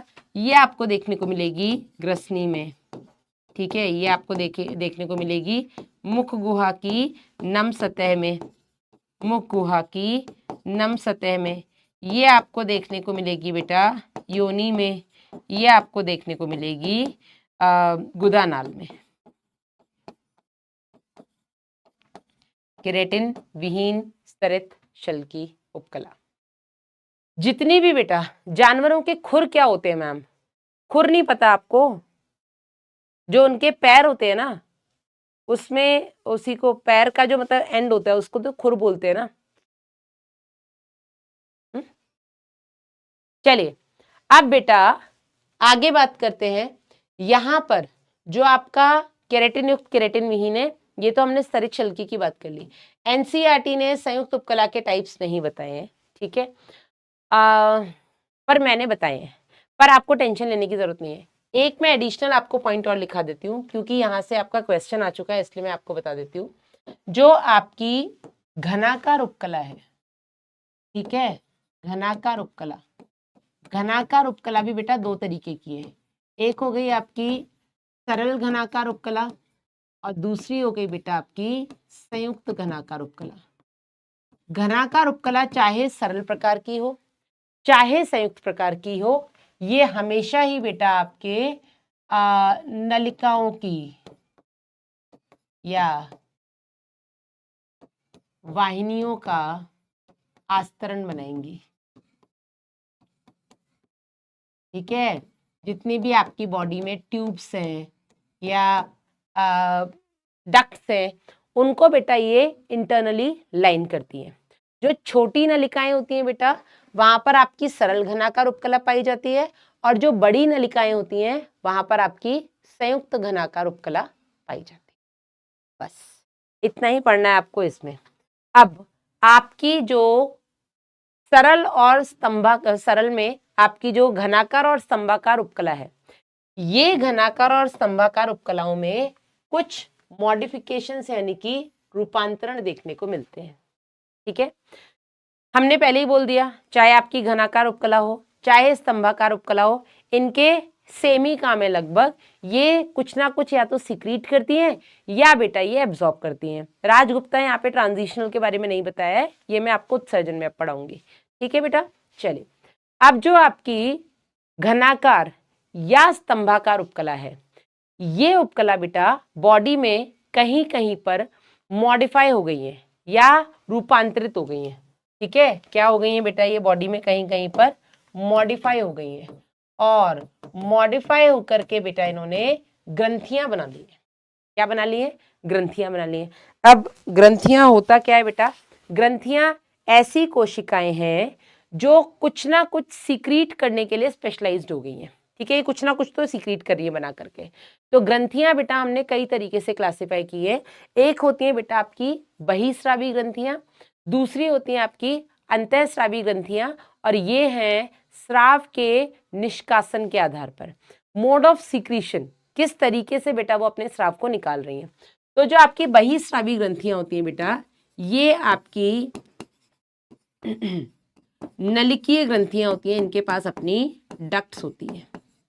ठीक है, लेकिन जो आपकी अंतःस्रावी ग्रंथियां होती हैं बेटा, ये नलिका विहीन होती हैं, इनके पास डक्ट नहीं होती है। ठीक है, तो ये नलिका विहीन है, यानी कि ये आपकी डक्टलेस ग्लैंड्स होती है। ठीक है, पहला पॉइंट बेटा हम इनको अंतःस्रावी और बहिस्रावी बोलते ही इसलिए हैं क्योंकि एक के पास तो बेटा नलिका होती है, एक के पास नलिका होती ही नहीं है। अब मैडम जिसके पास नलिका है उसका तो समझ में आता है कि वो अपने स्राव को अपनी नलिका से अपने जो भी लक्ष्य है, जो भी टारगेट है, वहां तक भेज देंगी। जैसे यहाँ पर आपके बहिस्रावी ग्रंथि हो गई आपकी लार ग्रंथि का एग्जाम्पल दे रही हूँ मैं। ठीक है, ये हो गई आपकी लार ग्रंथि। लार ग्रंथि का काम क्या है बेटा, सलाइवा बनाना, लार बनाना, और इस लार को बेटा वो मुख गुहा तक अपनी ही नलिका से भेज देगी। ठीक है, इस लार को, लार ग्रंथि से जो भी लार बनेगा, इस लार को बेटा वो अपनी नलिका द्वारा अपने मुख गुहा यानी कि लक्ष्य आपके टारगेट तक भेज देगी। वहीं अगर हम बात करें नलिका विहीन ग्रंथियों की, तो यहाँ पर बेटा जो ग्रंथि होती है, ठीक है, यहाँ पर जो भी ग्रंथि है, इस ग्रंथि के आसपास जो भी द्रव्य पाया जा रहा है, जो भी देह तरल पाया जाता है, इस देह तरल में बेटा ये अपने स्राव को डाल देती हैं। जो भी ये सीक्रेट कर रही हैं, जो भी ये केमिकल बना रही हैं, उस केमिकल को बेटा ये जिस भी तरल में पाई जाती है, इस तरल में स्रावित या सीक्रेट कर देती हैं। ठीक है, और जब बेटा इनका स्राव इस तरल में जाएगा, तो ये तरल बॉडी में घूमते घूमते जहां कहीं भी पहुंच जाए, ठीक है, ये तरल के द्वारा ही ये अपने लक्ष्य तक पहुंचती है। ठीक है, ये तरल के द्वारा ही ये अपने लक्ष्य तक पहुंचती है। ठीक है, तो यहां पर इनके पास अपनी विशिष्ट नलिका नहीं होती है, और ये जो तरल है बेटा, ये तरल रक्त भी हो सकता है, और ये तरल जो है ये लसिका भी हो सकता है। ये तरल जो है ये रक्त भी हो सकता है, या बेटा ये लसिका भी हो सकता है, जिसके द्वारा ये अपने स्राव को अपने लक्ष्य तक भेज रही है। ठीक है, इनके द्वारा बनने वाला जो स्राव होता है वो क्या है बेटा, ये है हॉर्मोन्स। ठीक है, ये क्या बनाती हैं बेटा, ये बनाती हैं हॉर्मोन्स। जबकि बहिस्रावी ग्रंथियां बेटा बहुत कुछ बना सकती हैं, ये लार बना सकती हैं, ठीक है, ये कर्णमोम बना सकती हैं, ठीक है, ये पसीना बना सकती हैं, ये तेल बना सकती हैं, जिसको हम तेली ग्रंथियां हो गई ना, जिनसे तेल बनेगा। ठीक है, और विद एग्जाम्पल अगर मैं लिखना चाहूँ बेटा तो हम साथ साथ ही लिख देते हैं, जैसे लार ग्रंथियों से लार बन गई। ठीक है, ऐसे ही आपके कर्ण में सेरुमिनस ग्रंथि है, सेरुमिनस ग्रंथि, जिनसे बेटा क्या बन रहा है, आपका कर्णमोम बन रहा है। क्या बन रहा है, कर्णमोम बन रहा है। इसी तरीके से अगर हम बात करें तो आपके श्वेत ग्रंथियां हो गई। श्वेत ग्रंथियां क्या बना रही हैं बेटा, इनसे पसीना बन रहा है। ठीक है, इसके अलावा बेटा आपकी सिबेशियस ग्रंथियां हो गई। सिबेशियस ग्रंथियों से सिबेशियस, इनसे बेटा क्या बन रहा है, इनसे बन रहा है आपका ऑयल। ठीक है, इनसे बन रहा है आपका तेल। ठीक है, इसके अलावा बेटा आपकी दुग्ध ग्रंथियां हो गई, मैमरी ग्लैंड्स। ठीक है, स्तन ग्रंथियां जिनको आप बोल सकते हो, इनसे बेटा बन रहा है दुग्ध। ठीक है, ये सारी बेटा आपकी अश्रु ग्रंथियां हो गई, जिससे आंसू बन रहे हैं। ठीक है, अश्रु ग्रंथियां हो गई। ये सारी बेटा वो ग्रंथियां हैं जिनसे बेटा जो भी स्राव निकलता है वो अपनी नलिका द्वारा अपने वहां तक लक्ष्य तक जाता है। अंतःस्रावी ग्रंथियां बेटा, इनके पास कोई नलिका नहीं होती है। ये जो भी इनका स्राव होता है, इनके स्राव को जनरली हम हार्मोन्स बोलते हैं। और हार्मोन्स को बेटा ये अपने तरल, जिसके अंदर भी ये ग्रंथि डूबी हुई है, चाहे वो तरल आपका लसिका हो, चाहे वो आपका रक्त हो, उसके द्वारा बेटा ये अपने लक्ष्य तक पहुंचाती है। उदाहरण बेटा अगर हम इनके देखें तो यहाँ पर हो गया आपका पीयूष ग्रंथि। ठीक है, यहाँ पर हो गया आपका पीनियल ग्रंथि, यहाँ पर हो गया आपका बेटा थायराइड ग्रंथि, यहाँ पर हो गया आपका पैराथायराइड ग्रंथि, इसमें आता है आपका पैराथायराइड। ठीक है, इसमें आ गई आपकी थाइमस ग्रंथि, इसमें आ गई आपकी अधिवृक्क ग्रंथि। ये बेटा वो सारी हैं जो कि अपने स्राव को रक्त के द्वारा अपने लक्ष्य तक पहुंचाती हैं। हाइपोथैलेमस भी इसी में आ जाएगा। बात करें बेटा आपके इसके एडिशनल एक और ग्रंथि होती है जिसके बारे में एनसीईआरटी ने यहाँ पर नहीं बताया है, वो होती है बेटा आपकी मिश्रित ग्रंथि। ठीक है, इनको हम हेट्रोक्राइन या मिक्स ग्लैंड्स भी बोल देते हैं। ये बेटा ऐसी ग्रंथियां होती हैं जो कि कुछ भाग में अंतःस्रावी की तरह काम करती हैं और कुछ भाग इनका बहिस्रावी की तरह काम करता है। अंतःस्रावी भाग बेटा क्या करेगा, हेट्रोक्राइन क्या होती है, इनका अंतःस्रावी और बहिस्रावी दोनों भाग होता है। अंतःस्रावी भाग बेटा क्या करता है, इसमें ये हार्मोन निकालता है। ठीक है, और बहिस्रावी भाग बेटा जो होता है वो पाचन रस निकालता है। ठीक है, एग्जाम्पल या अन्य रस या कुछ और स्राव करेगा। ठीक है, एग्जाम्पल बेटा इसका हो गया आपका अग्नाशय, पैनक्रियास। पैनक्रियास के अलावा जो आपके गोनाड्स होते हैं, नर के केस में वृषण, फीमेल्स के केस में आपका अंडाशय, ये भी बेटा एक तरीके से मिश्रित ग्रंथियों की तरह काम करते हैं। अगला अगर हम देखें आपकी ग्रंथियों का स्राव, ग्रंथियों के प्रकार, तो वो है बेटा कोशिकाओं की संख्या के आधार पर। और कोशिकाओं की संख्या के आधार पर दो तरीके की ग्रंथियां होती हैं। एक हो गई बेटा आपकी एक कोशिकी ग्रंथि, ये यूनिसेलुलर। ठीक है, और दूसरी हो गई बेटा आपकी बहुकोशिकी ग्रंथि, जिनको हम बोलेंगे मल्टी सेल्यूलर। ठीक है, एक कोशिकीय अब बहुकोशिकीय ग्रंथि के आपको एग्जाम्पल्स पता होने चाहिए। एक कोशिकीय ग्रंथि आपकी बॉडी में केवल एक तो हो गई श्लेष्मा ग्रंथियां, या इनको हम कलश कोशिकाएं भी कह देते हैं। ठीक है, और इनसे बेटा निकलने वाला जो स्राव होता है उसको हम श्लेष्मा या म्यूकस कह देते हैं। ठीक है, एनसीईआरटी केवल इसी की बात करती है। इसके अलावा बेटा नीट 2016 का क्वेश्चन है, लेकिन उस टाइम पर पाचन आपके सिलेबस में था। अब बेटा पाचन आपके सिलेबस में नहीं है, तो आने की संभावना तो नहीं है, लेकिन फिर भी मैं बता देती हूँ कि यहाँ पर आपके पैनित कोशिकाएं भी पाई जाती हैं। ये जो बेटा पैनित कोशिकाएं होती हैं, ये आपकी आंत में पाई जाती हैं। कहाँ पाई जाती हैं? आंत में। और यहाँ से कुछ ऐसे एंजाइम्स निकलते हैं जो एंटीबैक्टीरियल होते हैं, जो बैक्टीरिया को खत्म करने का काम करते हैं। इन दो को अगर आप छोड़ दो, आपकी बॉडी में कलश कोशिकाएं और पैनित कोशिकाओं को अगर आप छोड़ दो, तो किसी भी ग्रंथि की नाम ले लो, किसी भी ग्रंथि का नाम ले लो, वो सारी की सारी आपकी बहुकोशिकीय हैं। तो अन्य सभी ग्रंथियां जो है शरीर में, फिर वो चाहे एक्सोक्राइन हो चाहे एंडोक्राइन हो। मैडम लिखने का टाइम दो, बिल्कुल लिख लो बेटा, कोई दिक्कत नहीं है, लिख लीजिए। हिंदी क्लास 10 मोइन, हाँ जी लिख लीजिएगा बेटा। कोई दिक्कत नहीं है।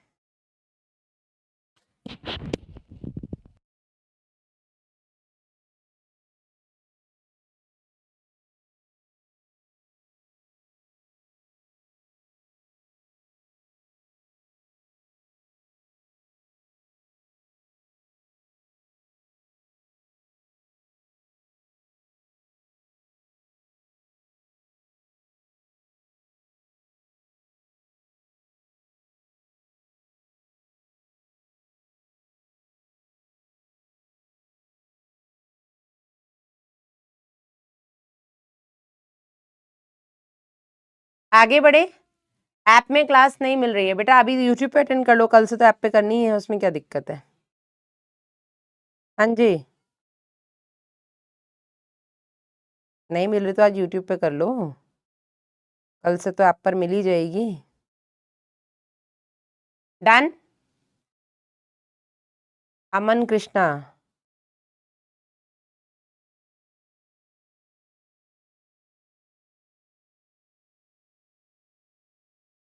बढ़े आगे।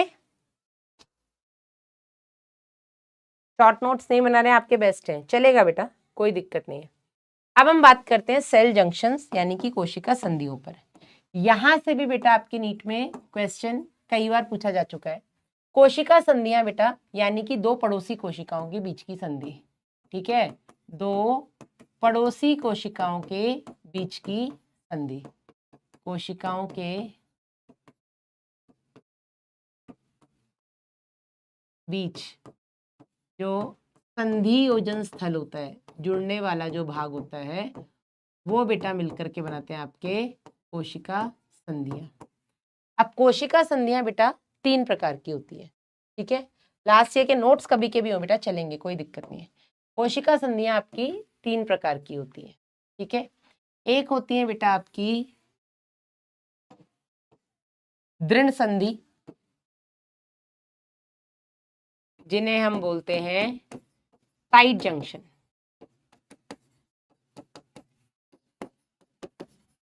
एनसीईआरटी में बेटा यहाँ पर गलती है, मैं बहुत बार सुधार करवा चुकी हूँ, फिर बता देती हूँ। दूसरी होती है आपकी आसंजी संधियां, जिन्हें हम बोलते हैं अडेरिंग जंक्शंस, आसंजी संधियां, इन्हें हम बोलेंगे अडेरिंग जंक्शंस। और तीसरी बेटा आपकी जो होती हैं वो है आपकी अंतराली या अवकाश संधियां, अंतराली या अवकाश संधियां, और इन्हें बेटा हम बोलते हैं आपका गैप जंक्शंस, ठीक है। ये क्या हो गई आपकी गैप जंक्शंस, ठीक है। सब कुछ ओके है, आपके अंतराली और आसंजी संधि में एनसीईआरटी में गड़बड़ है, ठीक है ना।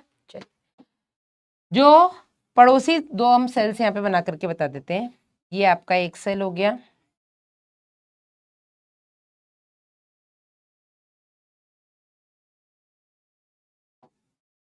और इधर आपका हम दूसरा सेल बना देते हैं।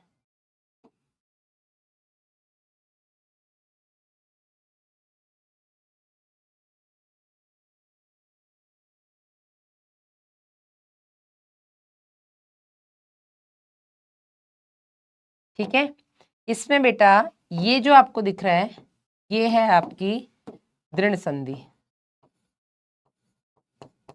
ये हो गई आपकी आसंजी संधि और ये हो गई आपकी अंतराली या अवकाश संधि। ठीक है, दृढ़ संधि का काम क्या है बेटा, ये पड़ोसी कोशिकाओं को या पड़ोसी कोशिकाओं के बीच में इतना टाइटली, या यूं कह लो कि दो पड़ोसी कोशिकाएं यहाँ पर इतना टाइटली बाउंडेड है कि उनके बीच से कोई चीज लीक भी नहीं हो पा रही है। ठीक है, तो आप यहाँ बोल सकते हैं कि ये ऊतकों के मध्य, अब कोशिकाओं का समूह तो ऊतक हो गया ना, तो ये ऊतकों के बीच से रिसाव को रोकती है, किसी भी तरीके का लीकेज ना हो पाए। ठीक है, उसको ये रोकने का काम करती हैं आपकी दृढ़ संधि। ठीक है, आसंजी संधि बेटा पड़ोसी कोशिकाओं को आपस में जोड़े रहती हैं। ठीक है, इनका काम केवल इतना है कि दोनों आपस में जुड़ी रहें, पड़ोसी कोशिकाओं को आपस में जोड़ने का काम करती हैं, आपस में जोड़े रहती हैं। ठीक है, और जो आपकी तीसरी हो गई अंतराली या अवकाश संधि, ये बेटा पड़ोसी कोशिकाओं के कोशिका द्रव्य को आपस में जोड़ती है, पड़ोसी कोशिकाओं के कोशिका द्रव्य यानी कि साइटोप्लाज्म को, पड़ोसी कोशिकाओं के कोशिका द्रव्य को आपस में जोड़ती है। और जब बेटा उनके कोशिका द्रव्य आपस में जुड़ जाते हैं तो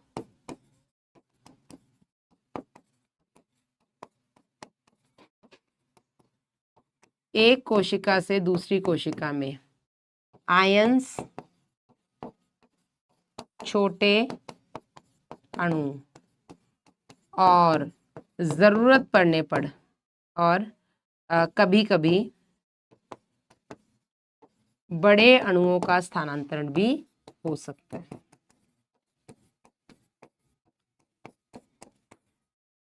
स्थानांतरण भी हो सकता है।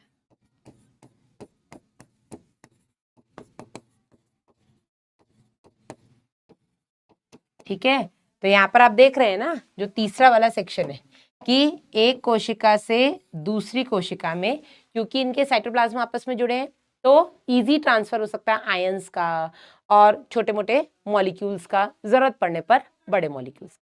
ठीक है, तो सबसे बड़ा सेक्शन बेटा इसमें जो था वो था आपका उपकला ऊतक, और लगभग 1 घंटा लगा हमें उपकला ऊतक को खत्म करने में। अब छोटा छोटा सा सेक्शन बचा है आपका संयोजी ऊतक, फिर भी थोड़ा सा है, थोड़ा सा ही, इसमें ज्यादा बताने को नहीं है। मसल्स और नर्वस तो बहुत ही छोटा है। ठीक है, बात करते हैं संयोजी ऊतक की। उपकला ऊतक सबको क्लियर है? एक बार थम्स अप कर दीजिए प्लीज। हाँ जी, क्विक रिवीजन है बेटा, बिल्कुल चिंता ना करें। मिशन 100 में जूलॉजी में तो आपको ऐसा लगेगा कि ये तो आता है आता है आता है आता है, लेकिन बेटा फिर भी पढ़ते रहना, आता है तो भी पढ़ते रहना, नहीं तो बेटा जो आया हुआ है वहीं कंफ्यूज रहोगे, वही चीज बेटा लास्ट में भूल जाओगे। इसलिए जो आता है वो भी सुनते रहना, लिखना मत, मैं लिखने का फोर्स कर ही नहीं रही हूं, लेकिन सुनते जरूर रहना, क्योंकि एंड टाइम पर एग्जाम सेंटर में बेटा यही सुनी और देखी हुई चीजें हैं जो आपको क्वेश्चंस में दिखेंगी। खुद पढ़ा हुआ हो सकता है एक बार को दिमाग से स्लिप कर जाए, कुछ हो जाए, लेकिन जो चीज आप बार बार सुनते रहेंगे, एंड आई एम श्योर अब आप ये तीसरी बार सुन रहे हैं, चौथी बार भी हो सकता है सुन रहे हो। ठीक है, 1 बार 2 बार तो मैं बैच में ही सुना देती हूँ, उसके बाद हमने लाइन बाय लाइन में भी सुन लिया है, आज हम यहाँ बेटा सुन रहे हैं। ठीक है, तो हम बार बार जो चीजें सुनेंगे, बार बार जो चीजें हमारे दिमाग में आंखों के सामने से जाएंगी, वो चीजें ही आपको एग्जाम सेंटर में भी अपने आंखों के सामने दिखेंगी और बहुत ईजी हो जाएगा बेटा आंसर टिक करना। डन, एपिथेलियम सबको क्लियर है। बात करते हैं सेकंड, आपका जो टिश्यू होता है एनिमल्स में प्रेजेंट, वो है आपका कनेक्टिव टिश्यू, जिसको हम संयोजी ऊतक बोलते हैं। संयोजी ऊतक बेटा आपकी बॉडी में काफी ज्यादा मात्रा में होता है और ये पूरी बॉडी में फैला हुआ होता है। ठीक है, तो बहुतायत और विस्तृत रूप से फैला हुआ ऊतक होता है आपका संयोजी ऊतक, कनेक्टिव टिश्यू। अब इसका नाम है संयोजी, तो ये संयोजन का काम कर रहा है, ये बॉडी के अलग अलग टिश्यूज को और ऑर्गन्स को आपस में जोड़ने का काम कर रहा है। ठीक है, साथ ही साथ बेटा ये बॉडी को या ऑर्गन्स को सपोर्ट भी प्रोवाइड करता है। 4 बार सुना है, अभी एक और बार सुन लोगे तुम लोग, चिंता मत करो तो ये सपोर्ट भी प्रोवाइड करता है आपके बॉडी ऑर्गन्स को। ठीक है, अब संयोजी ऊतक में अगर हम बात करें तो इसमें बहुत ही हल्के या यूं कह लो लूज टिश्यूज से लेकर के बहुत ही ज़्यादा डेंस टिश्यूज या यूं कह लो कि एकदम लचीलों से लेकर के बहुत ज़्यादा मजबूत ऊतक, सब कुछ बेटा इसमें आते हैं। इसमें वो भी आ रहा है जो फ्लो कर रहा है और इसमें वो भी आ रहा है जो आपकी बॉडी का ढांचा बना रहा है। ठीक है, तो इसमें कई सारे वेराइटीज ऑफ टिश्यूज इन्वॉल्व होते हैं। संयोजी ऊतक मेनली 3 चीज़ों से मिलकर बनता है। एक, इसके अंदर पाई जाने वाली आधात्री, दूसरा इसमें कई सारी कोशिकाएं पाई जाती हैं, और तीसरा बेटा इसमें कई सारे तंतु पाए जाते हैं। उत्पत्ति वगैरह अब हम पढ़ेंगे मानव जनन में, मुझे पता है तुम लोग यहाँ पढ़ा रहे हो, ठीक है, ब्रोजिम।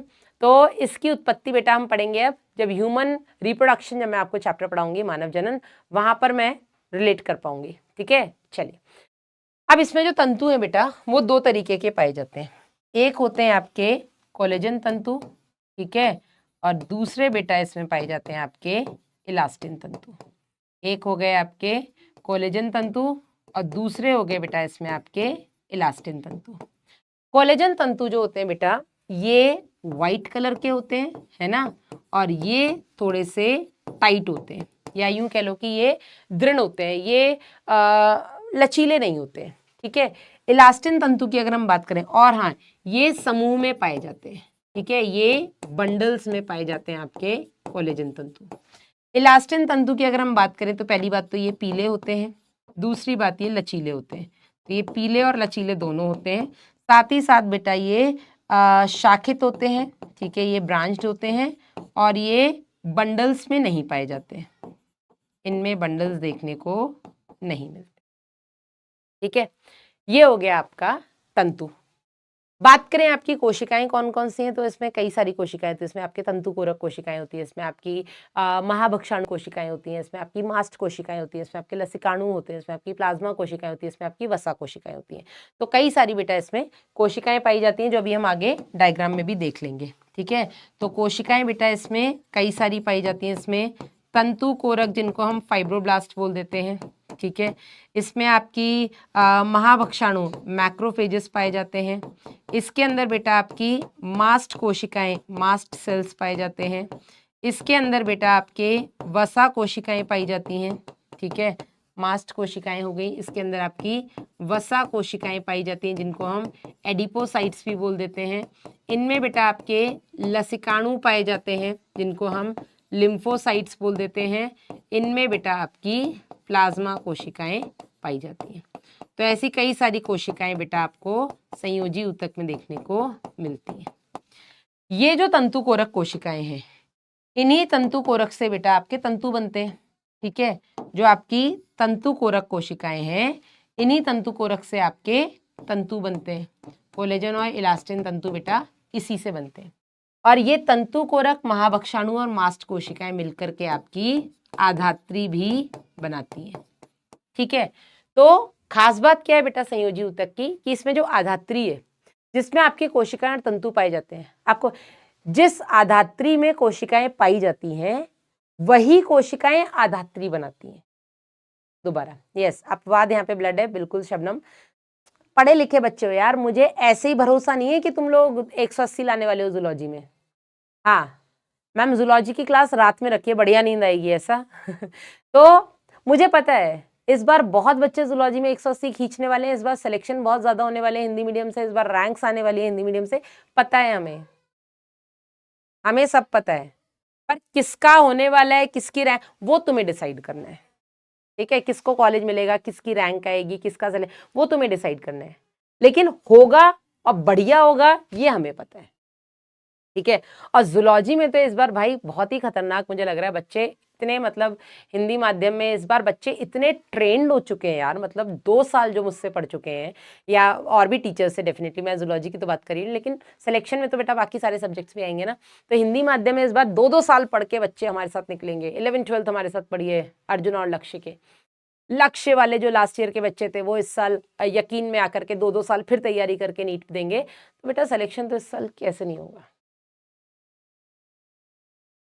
मुझे तो बहुत अच्छा लग रहा है, तो सोच के, इसीलिए मैं हर बैच को इतनी ही एक्साइटमेंट से ले रही हूँ यार, हम तो सिलेक्शन देने वाले हैं, नए बैच से नया सिलेक्शन। है ना, तो इस बार बैचेस भी आप देख रहे हैं खतरनाक वे में निकल रहे हैं आप लोगों के लिए, इसीलिए हमें पता है हमें रिजल्ट पता है, किसका है वो आप डिसाइड करेंगे, ठीक है।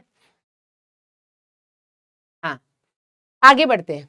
तो आधात्री जिसमें ये कोशिकाएं और तंतु पाए जाते हैं, आधात्री जिसमें कोशिकाएं हैं, यही कोशिकाएं बेटा आधात्री बनाती हैं। वो आधात्री जिसके अंदर कोशिकाएं, वही कोशिकाएं आधात्री बना रही है, ठीक है।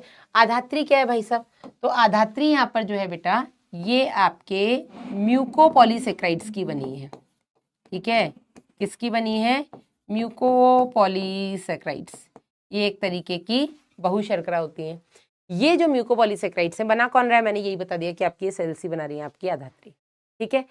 इसके अलावा बेटा ये जो आपके आधात्री है, इसको हम ग्राउंड सब्सटेंस या आधारी पदार्थ भी कह देते हैं। आधारी पदार्थ इसलिए क्योंकि इसी के अंदर तो ये कोशिकाएं तंतु पाए जाते हैं। चलिए आगे बढ़ते हैं बेटा। संयोजी ऊतक आपके 3 प्रकार के होते हैं, ठीक है, एज पर एनसीईआरटी, जिसमें एक हो गए आपके लूज कनेक्टिव टिश्यू। अब इसको एनसीईआरटी में ना अलग अलग नाम से दिया हुआ है, तो मैंने सारे एक ही जगह वो नाम लिख दिए ताकि आपको दिक्कत ना हो, कंफ्यूजन ना हो। दूसरे हो गए बेटा आपके डेंस कनेक्टिव टिश्यू, सघन संयोजी ऊतक, डेंस कनेक्टिव टिश्यू। और तीसरे हो गए बेटा आपके विशिष्ट यानी कि स्पेशलाइज्ड कनेक्टिव टिश्यू। ये क्या हो गए आपके? Specialised connective tissue.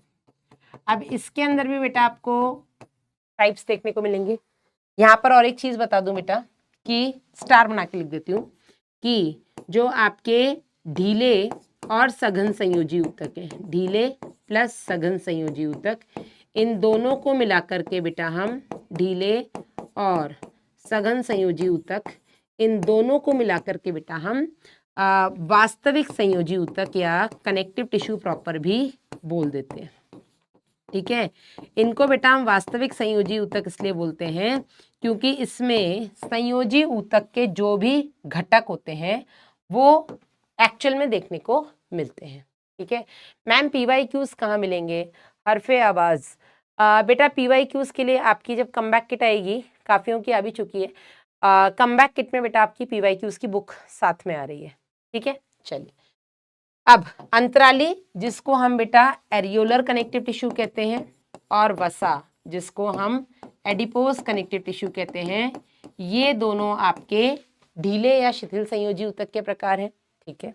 नियमित जिसको हम रेगुलर या अनियमित जिसको हम इर्रेगुलर कहते हैं, ये बेटा आपके सघन संयोजी ऊतक के प्रकार हैं। कंकाली जिसको हम स्केलेटल कहते हैं, जिसके अंदर आपके बोन्स और कार्टिलेजेस आ जाते हैं, बोन्स और कार्टिलेजेस आ जाते हैं। वहीं दूसरी तरफ आपका तरल जिसको हम फ्लूइड कनेक्टिव टिश्यू कहते हैं, जिसके अंदर आपका रक्त और लसिका, ब्लड और लिम्फ आ जाते हैं बेटा, ये मिलकर के बनाते हैं आपका विशिष्ट संयोजी, ठीक है। तो ये हो गए बेटा आपके कनेक्टिव टिश्यू के टाइप्स।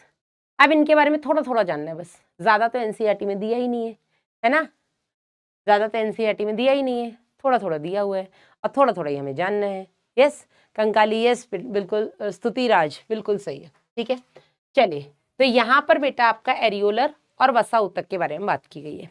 एरियोलर की अगर मैं बात करूँ इसी डायग्राम बेस्ड, ठीक है, तो सबसे पहले तो ये डायग्राम बहुत इंपॉर्टेंट है। अंतराली जिसको हम एरियोलर कनेक्टिव टिश्यू कहते हैं बेटा, इसमें आपका सबसे पहले, अच्छा यहीं पर हम लिख लेते हैं ढीले और सघन को हम ढीले और सघन क्यों कहते हैं। तो ढीले संयोजी ऊतक में क्या होता है बेटा, यहाँ पर हम बात कर लेते हैं।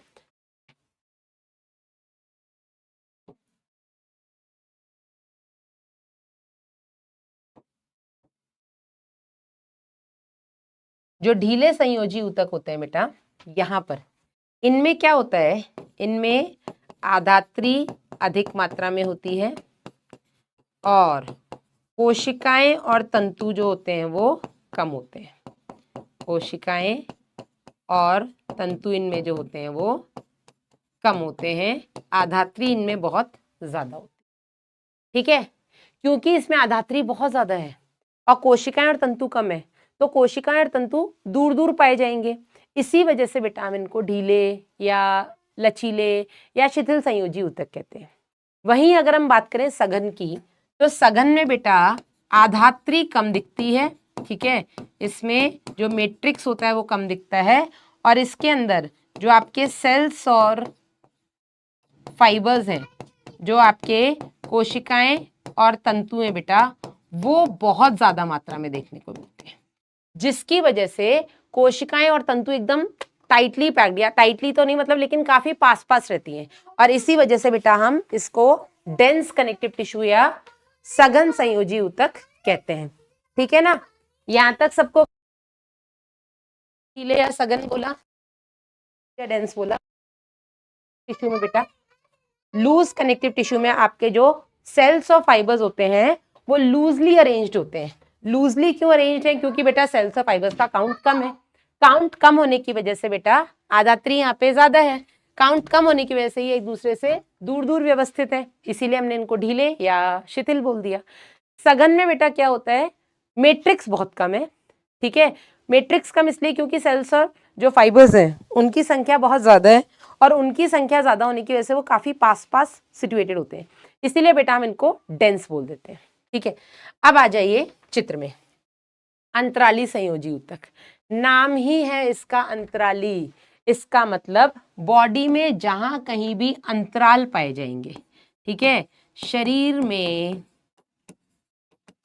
ऊतकों या अंगों के मध्य जो अंतराल यानी कि स्पेस पाए जाते हैं, अंतराल को हम बोलेंगे एरियोले, या जो खाली जगह पाई जाती है, उसमें बेटा ये उपस्थित होते हैं आपके अंतराली संयोजी।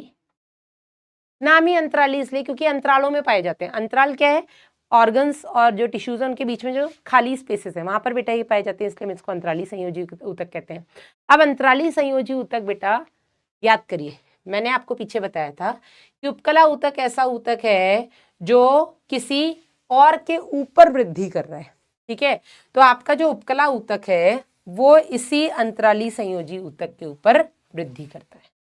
ठीक है, तो इसका काम क्या है बेटा, ये उपकला ऊतक को या उपकला वृद्धि के लिए सतह देते हैं। ठीक है, तो उपकला ऊतक इसी अंतराली संयोजी ऊतक के ऊपर वृद्धि करता है। हमने देखा था कि उपकला ऊतक में ब्लड सप्लाई कौन है भाई साहब? ब्लड सप्लाई क्यों नहीं है उसमें? क्योंकि स्पेस ही नहीं है कोशिकाओं के बीच में, इतनी अंतर कोशिकीय पदार्थ बहुत कम है ना, कोशिकाएं दृढ़ता पूर्वक जुड़ी हुई हैं, इस वजह से वहां पे रक्त आपूर्ति के लिए जगह ही नहीं है। तो उनको बेटा ब्लड से जो भी चीजें चाहिए वो सारी की सारी बेटा वो अंतराली ऊतक से ही लेते हैं।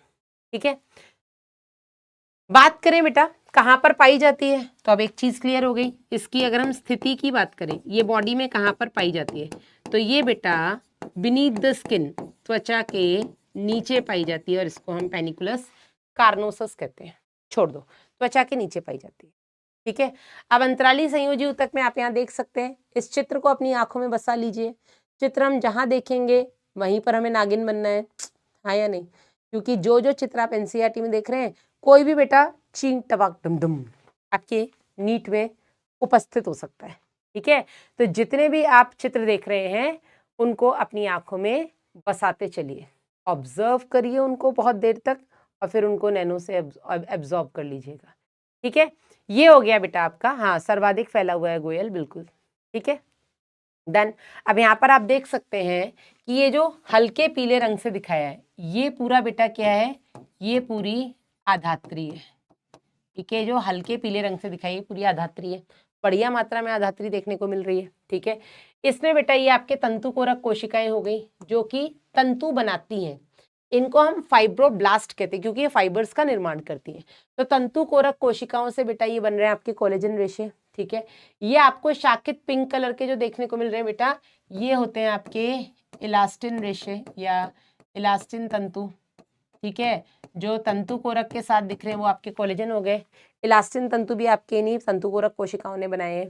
यहाँ पर बेटा ये आपको मास्ट कोशिकाएं देखने को मिल रही हैं। ठीक है, ये आपकी बड़ी बड़ी भक्षाणु कोशिकाएं हैं, मैक्रोफेजेस, जो किसी भी बाहरी जो भी आया है शरीर में उसको खा जाएंगी।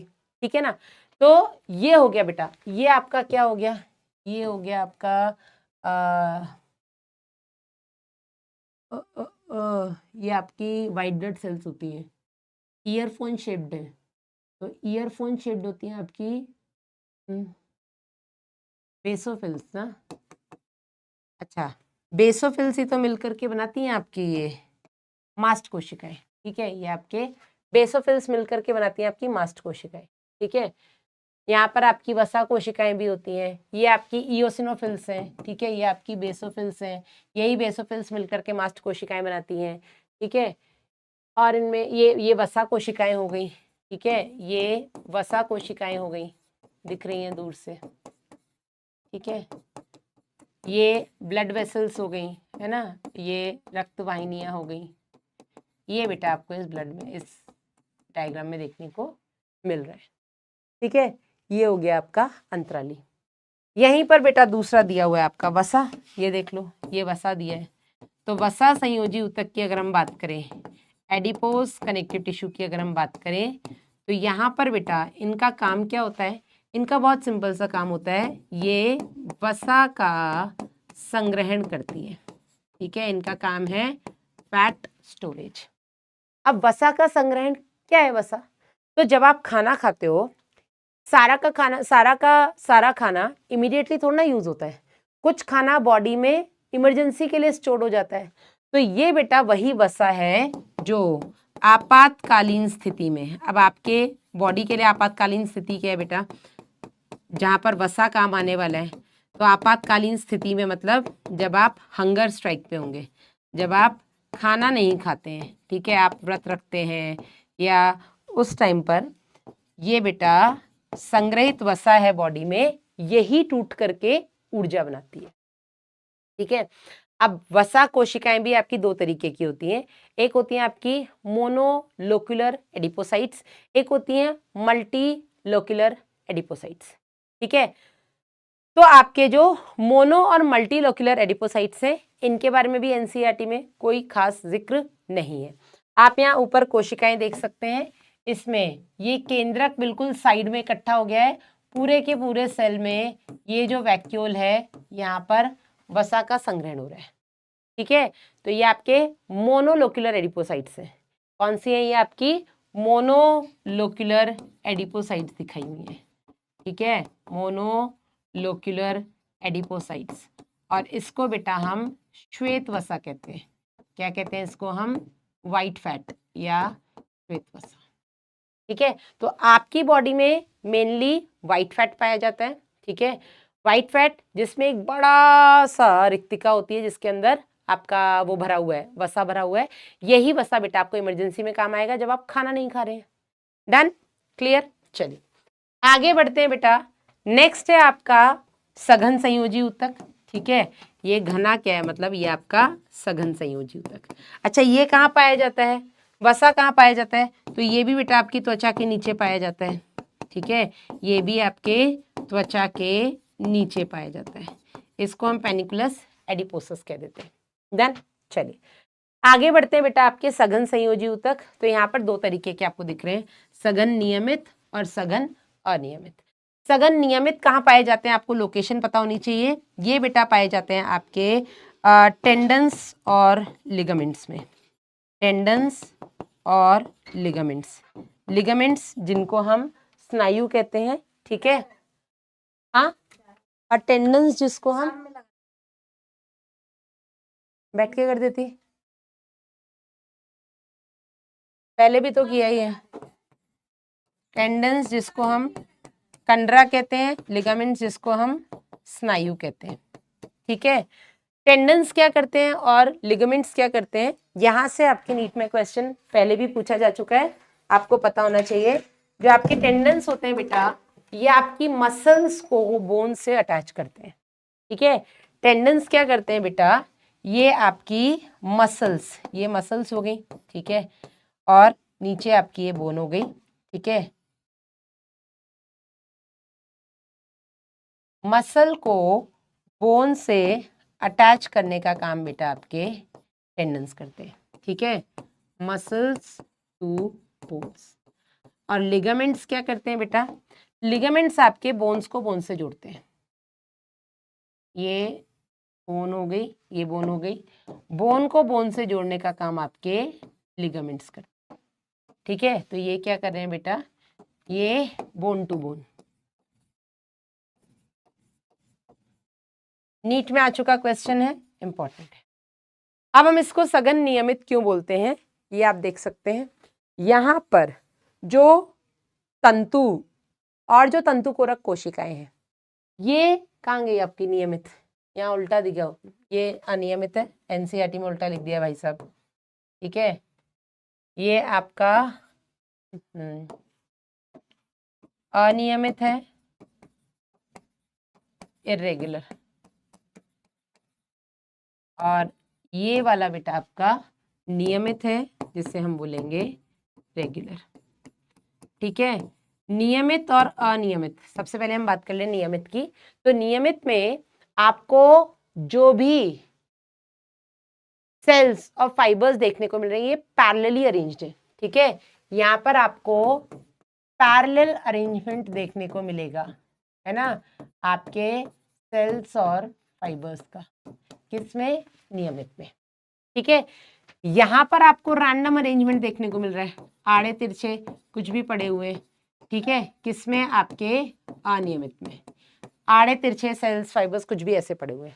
अनियमित बेटा आपको कहाँ देखने को मिलता है, अनियमित आपको देखने को मिलता है त्वचा में, और जितने भी बेटा आपके अंगों के आवरण हैं, ठीक है, जितने भी आपकी बॉडी के कवरिंग्स हैं, किसी भी आप बॉडी ऑर्गन की बात कर लो, किसी भी आप बॉडी ऑर्गन की बात कर लो, आप किडनी के आवरण की बात करो, सघन अनियमित संयोजी ऊतक, आप अस्थि के आवरण की बात करो, सघन अनियमित संयोजी ऊतक, आप हृदय के आवरण की बात करो, सघन अनियमित संयोजी ऊतक, फेफड़ों के आवरण की बात करो, सघन अनियमित संयोजी ऊतक, आप किसी की भी बात कर लो, कोई भी अगर आपका ऑर्गन है, कोई भी आपका टिश्यू जिसके आवरण कवरिंग की अगर हम बात कर रहे हैं, वो बेटा आपके सघन अनियमित संयोजी ऊतक का बना होगा।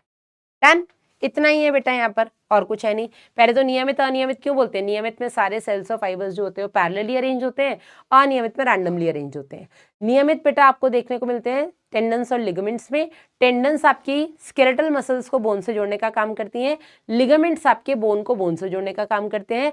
अनियमित संयोजी ऊतक जो है बेटा यहाँ पर रैंडम अरेंजमेंट है, ये आपको स्किन में देखने को मिलेगा, और ये आपके जितने भी बॉडी ऑर्गन्स की जो कवरिंग्स हैं, यस, प्लूरा में बिल्कुल ठीक है, डायमीटर बिल्कुल ठीक है, वहां पर बेटा आपको देखने को मिलेगा अनियमित संयोजी ऊतक। डन, यहाँ तक क्लियर है। इसी के साथ बेटा खत्म होता है अपना वास्तविक संयोजी ऊतक। तीसरी अगर हम कैटेगरी की बात करें, जिसमें हम बात करेंगे विशिष्ट या स्पेशलाइज्ड संयोजी ऊतक की, तो स्पेशलाइज्ड संयोजी ऊतक बेटा दो तरीके के हैं। एक हो गया बेटा आपका ये तरल संयोजी ऊतक, ठीक है, ये जो आपका तरल संयोजी ऊतक है, इसके बारे में हम बात करेंगे शरीर द्रव्य तथा संचरण चैप्टर में। तरल संयोजी ऊतक जो आपका चैप्टर है, इसके बारे में हम बात करेंगे शरीर द्रव्य तथा परिसंचरण, body fluids and circulation chapter में बेटा हम इसके बारे में बात करेंगे। अभी हम केवल विशिष्ट संयोजी ऊतक में बात करेंगे, तो यहाँ पर कंकाली संयोजी ऊतक की, ठीक है, और कंकाली यानी कि स्केलेटल, जिसमें दो आते हैं, एक आ गया आपका बोन्स, दूसरा आ गया आपका लिगामेंट्स। अब आपको देख करके पहचानना है कौन सा बोन है, कौन सा लिगामेंट है। तो देख करके हम कैसे पहचानेंगे, ये वाला जो है बेटा, ये आपका अस्थि है, बोन, और सेकंड केस में बेटा आपकी उपास्थि, जिसे हम कहेंगे लिगामेंट, सॉरी कार्टिलेज। ठीक है, अब इनके बारे में पहले छोटी छोटी चीजें जाने, उससे पहले आप ये डायग्राम देख करके हमने कैसे पहचाना कि कौन सा अस्थि और कौन सा उपास्थि है। तो यहाँ पर बेटा डायग्राम में ये आपको एक हेवर्शियन नलिका देखने को मिल रही है। क्या है ये, हेवर्शियन कैनाल। इस हेवर्शियन नलिका के चारों तरफ ये जो आपकी रिंग्स बनी हुई है, इनको बेटा हम लैमिले कहते हैं। क्या कहते हैं इनको हम, लैमिले। और ये लैमिले किससे मिलकर के बने हैं बेटा, तो ये आपका कुछ इस तरीके का होता है संरचना। मैं एक को इलाबरेट कर देती हूँ, बाकी सब वैसे होते हैं। ठीक है, ये बेटा हो गया आपका लैक्यूने, गुहिका, इसको हम बोलते हैं गुहिका या लैक्यूने। और इस लैक्यूने के अंदर जो कोशिका पाई जाती है उसको हम बोलते हैं अस्थि कोशिका या अस्थि अणु। ठीक है, तो इसके अंदर बेटा जो कोशिका पाई जाएगी इसको हम बोल देंगे अस्थि अणु या ऑस्टियोसाइट। इंपॉर्टेंट, एक लैक्यूने के अंदर एक ऑस्टियोसाइट पाया जाएगा। कहां पर? बोन, अस्थि के केस में। कार्टिलेज की अगर हम बात करें तो यहां पर जो लैक्यूने है, ठीक है, ये क्या हो गई? ये हो गई गुहिका। और गुहिका के अंदर बेटा जो कोशिकाएं हैं बेटा, वो आपको यहाँ पे कितनी दिख रही हैं? 2 दिख रही हैं, 2 उपास्थि कोशिकाएं दिख रही हैं। इनको हम बोलते हैं कॉन्ड्रोसाइट्स। ठीक है, यहाँ पर भी आपको 2 दिख रही हैं, यहाँ पर आपको 1 दिख रही है। तो यहाँ पर बेटा गुहिका के अंदर 1 से लेकर के 4 उपास्थि कोशिकाएं पाई जा सकती। लेकिन अगर हम अस्थि की बात करें तो हर एक अस्थि की गुहिका में आपको एक ही ऑस्टियोसाइट देखने को मिलेगा। तो देख करके तो आप ऐसे पहचानेंगे कौन सा बोन है, कौन सा कार्टिलेज है। अब अगर हम कार्टिलेज की बात करें, ठीक है, हम बात करें उपास्थि की, तो उपास्थि में बेटा इसका जो मैट्रिक्स होता है, इसकी जो आधात्री होती है बेटा, ये ठोस तो होती है लेकिन ये आनम्य होती है। आनम्य मतलब कि ये फ्लेक्सिबल होती है, ये लचीली होती है। ठीक है, अस्थि की अगर हम बात करें बेटा, हाँ, अगर हम आपके बोन की बात करें तो अस्थि के केस में बेटा जो आधात्री है ये ठोस है, ठीक है, और अनानम्य है। अनानम्य यानी कि नॉन फ्लेक्सिबल है, इसमें लचीलापन कोनी होवे भाई साहब, इसमें लचीलापन नहीं होता है। ठीक है, यहाँ पर ठोस है, लचीली है, and it resist compression. Resist compression की हिंदी क्या होती है यार, इंग्लिश में लिख देती हूँ। ठीक है, कोई भी बाहरी जो बल लग रहा है उसके प्रति बेटा इनमें प्रतिरोधन क्षमता होती है। ठीक है, ये कार्टिलेज है, मैंने इसको दबा दिया, दब गई, जैसे आप हटाओगे वापस से अपनी ओरिजिनल पोजीशन में आ जाएगी। मैम ये डायग्राम एनसीईआरटी में नहीं है बेटा, एनसीईआरटी में ये सारे डायग्राम्स है। ठीक है, यस, एनसीईआरटी में ये सारे डायग्राम्स दिए हुए हैं, तो आप बिल्कुल भी चिंता ना करें। बस एनसीईआरटी पुरानी वाली होनी चाहिए। नई वाली एनसीईआरटी में डेफिनेटली ये डायग्राम नहीं दिए हुए हैं, क्योंकि नई वाली एनसीईआरटी में टॉपिक ही नहीं है। नई वाली एनसीईआरटी में तो बेटा कॉकरोच भी नहीं है। लेकिन पुरानी एनसीईआरटी अगर आपके पास है तो पुरानी एनसीईआरटी में ये टॉपिक भी हैं और ये डायग्राम भी हैं। मैंने एक भी डायग्राम आउट ऑफ एनसीईआरटी इसलिए नहीं रखा है ताकि आप ये ना बोल पाएँ कि मैडम ये हमारी एनसीईआरटी में नहीं है। हाँ, कुछ चीज़ें मैं लिखा रही हूँ वो ज़रूर ऐसा हो सकता है जो एनसीईआरटी में नहीं है, पर डायग्राम बेटा आपके सारे एनसीईआरटी बेस्ड हैं। ओके, डन यहाँ तक? चलिए, संपीड़न रोधी।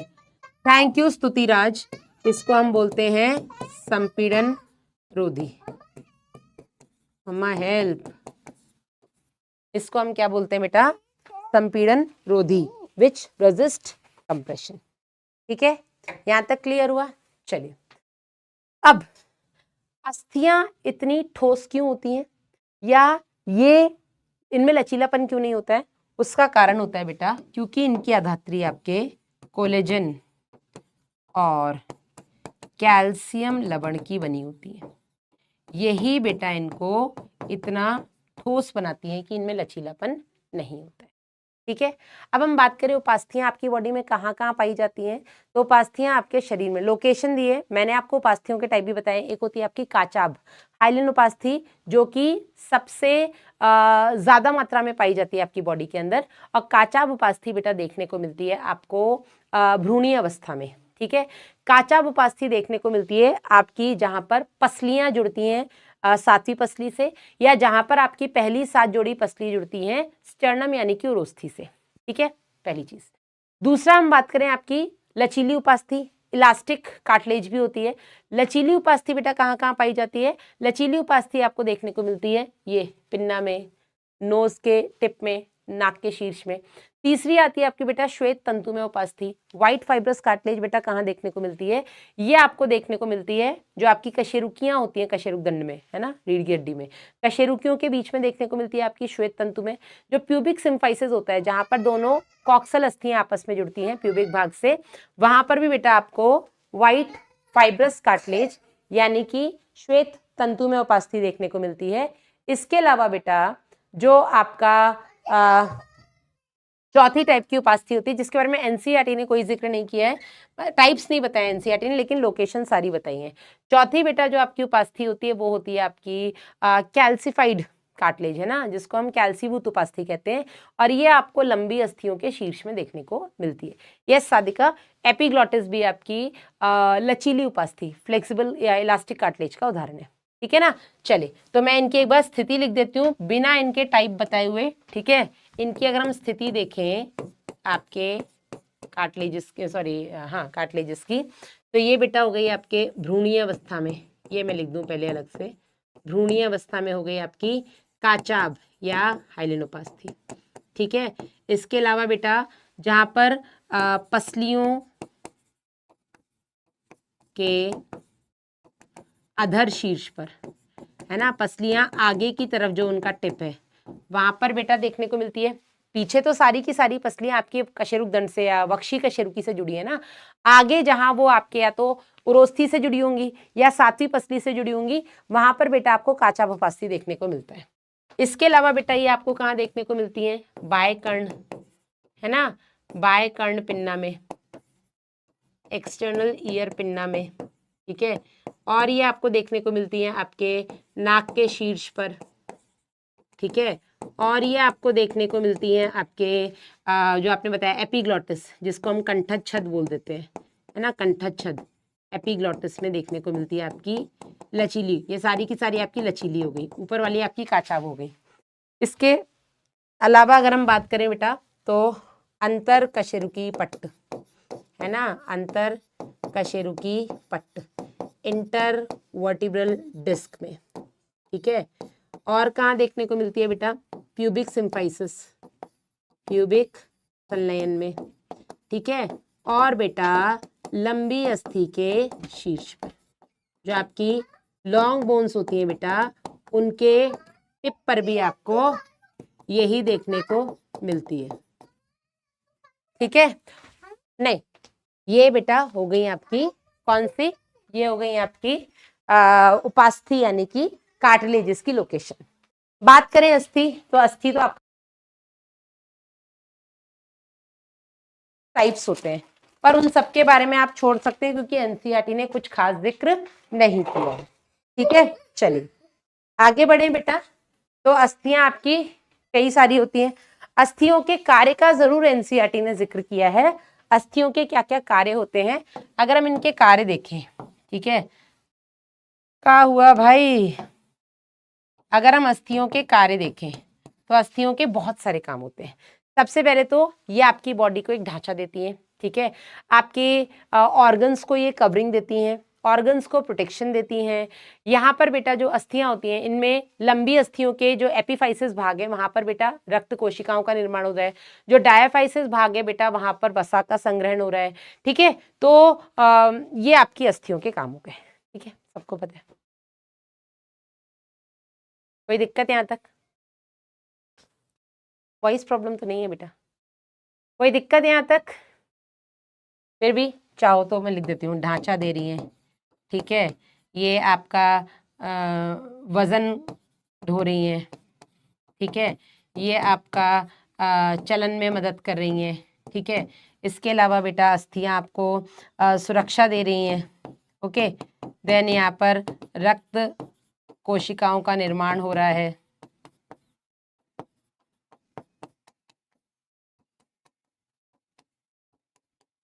इसके अलावा बेटा ये आपको कंकाली पेशी को जुड़ने के लिए सतह दे रही है।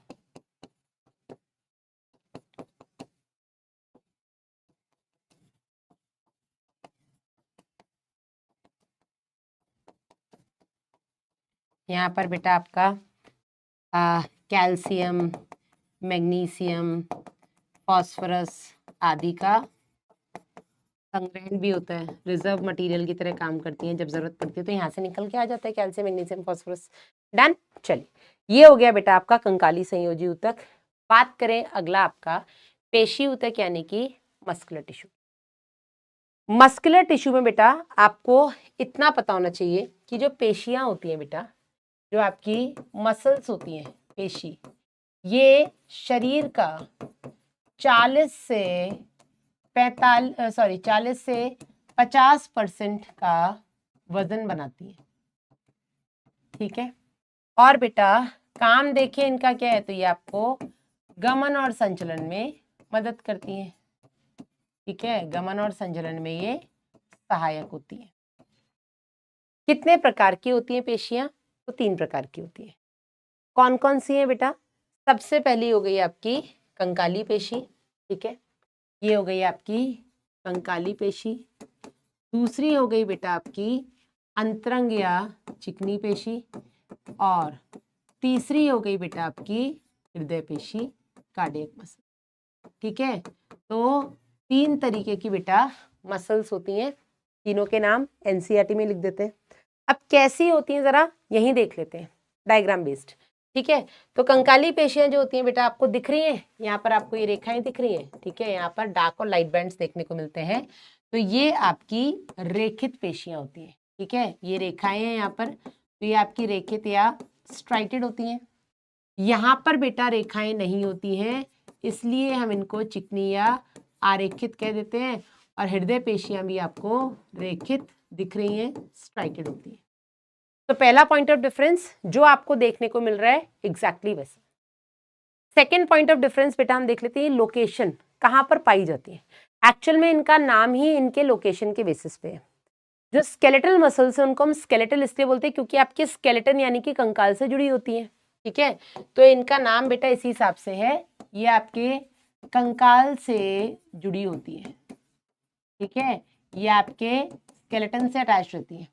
चिकनी पेशियां जो होती हैं बेटा, ये अंतरंग है ना, ये आपके आंतरिक अंगों की वॉल्स में, ठीक है, आपके जो इंटरनल ऑर्गन्स हैं उनकी कवरिंग या उनकी वॉल्स में, उनकी भित्ति में पाई जाती हैं।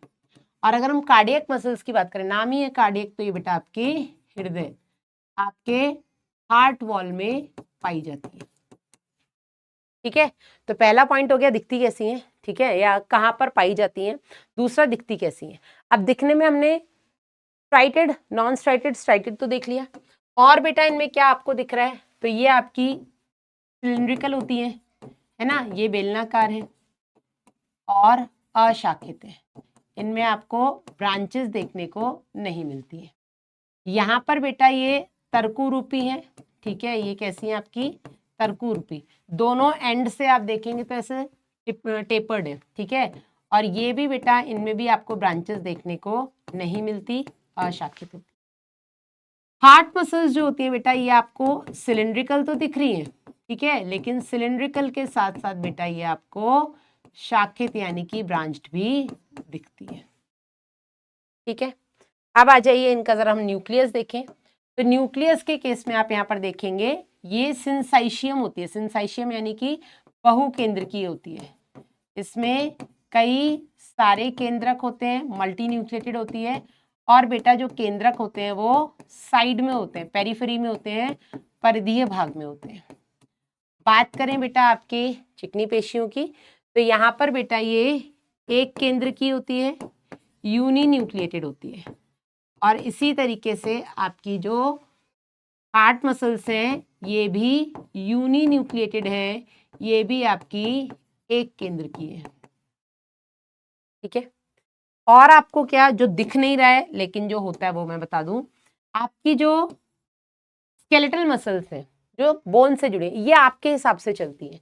ठीक है ना, तो ये आपकी ऐच्छिक यानी कि वॉलेंट्री मसल्स है, ये आपकी इच्छा अनुसार चलती है। ठीक है, जो आपकी चिकनी पेशियां होती है बेटा, इन पर आपका जोर नहीं है, तो ये आपकी इनवॉलेंट्री यानी कि अनैच्छिक पेशियां होती हैं। और अगर हम बात करें दिल की, तो ड्रम में बंदी इसलिए हो रहे हैं क्योंकि नहीं सुन पा रहे दिमाग की, दिल के चक्कर में इतने पगला जा रहे हैं कि दिमाग में नहीं बसा पा रहे हैं कि क्या है, सॉरी हाँ, दिमाग की नहीं सुन पा रहे हैं, दिल के चक्कर में इतने पगला जा रहे हैं, तो या तो ड्रम में बंद मिल रहे हैं या लड़कियां हमारी फ्रिज में कटी मिल रही हैं। ठीक है, वो इसीलिए क्योंकि दिल मेरी ना सुने, दिल की मैं ना सुनूं। डन, यहाँ तक क्लियर है। एक और पॉइंट जो मैंने शायद जनरली नहीं बताया है, ठीक है, वो ये कि बेटा आपकी जो ये मसल्स होती ना, कंकाली पेशियां, ये बहुत जल्दी थक जाती हैं। ठीक है, इनमें फटीग, थकान बहुत जल्दी हो जाती है। ठीक है, लेकिन आपकी जो स्मूथ मसल्स हैं ये जल्दी नहीं थकती हैं, और हार्ट मसल्स तो थकती ही नहीं है। ये थक गई तो तुम जिंदगी से निपट जाओगे। ठीक है ना, तो आपकी जो बेटा कंकाली पेशियां होती हैं इनमें थकान जल्दी होती है। ठीक है, थकान को बेटा हम बोलेंगे फटीग। ठीक है, इनमें थकान जल्दी होगी, ये फटीग जल्दी होती है। जो चिकनी पेशियां होती है बेटा ये जल्दी नहीं थकती, ये जल्दी नहीं थकती। और अगर हम बात करें आपकी हृदय पेशियों की, तो ये तो थकती ही कोनी भाई साहब, ये नहीं थकती, इनमें फटीग नहीं होती है। ये जिस दिन थक जाती हैं उस दिन बेटा आप चल बसते हैं। ठीक है ना, तो ये हो गया एक बहुत ही इंपॉर्टेंट पॉइंट जो आपको कहीं देखने को नहीं मिलता है, वो बेटा आपको यहाँ देखने को मिलता है, संलग्न कोशिकाओं के बीच संधि स्थल, जिसको बेटा हम इंटरकैलेटेड डिस्क बोलते हैं, अंतर्विष्ट पट्टिकाएं बोलते हैं। क्या बोलते हैं इनको हम? अंतर्विष्ट पट्टिकाएं, इंटरकैलेटेड डिस्क। ये केवल और केवल बेटा आपको देखने को मिलती हैं हार्ट मसल्स में, ताकि जल्दी संचरण हो सके कोशिकाओं के बीच में। बाकी दोनों मसल्स में, आपकी स्केलेटल और ये जो है आपकी स्मूथ मसल्स में, आपको अंतर्विष्ट पट्टिकाएं देखने को नहीं मिलती। ठीक है, यहाँ तक क्लियर है? इसी के साथ खत्म होता है आपका पेशी ऊतक। तो बस आपको इतना पता होना चाहिए कि पेशियां आपके शरीर का 40 से 50% भाग बनाती हैं।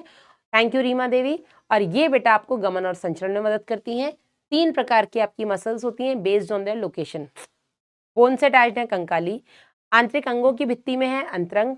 और अगर बेटा ये आपके इधर हार्ट मसल्स में या हार्ट वॉल में है तो कार्डियक। इनकी संरचना के हिसाब से हमने बाकी सारे अंतर इनमें देख लिए। बात करते हैं बेटा आखिरी जो आपका टिश्यू बचता है जिसको हम बोलते हैं तंत्रिका ऊतक। तो तंत्रिका ऊतक में बेटा अगर हम जाएं तो यहाँ पर मेन 2 तरीके की कोशिकाएं पाई जाती हैं। एनसीईआरटी भर का आज हम देखेंगे बस। तो यहाँ पर एक तो होती है आपकी उत्तेजनशील कोशिकाएं। उत्तेजनशील कोशिकाएं बेटा जिनको हम बोलते हैं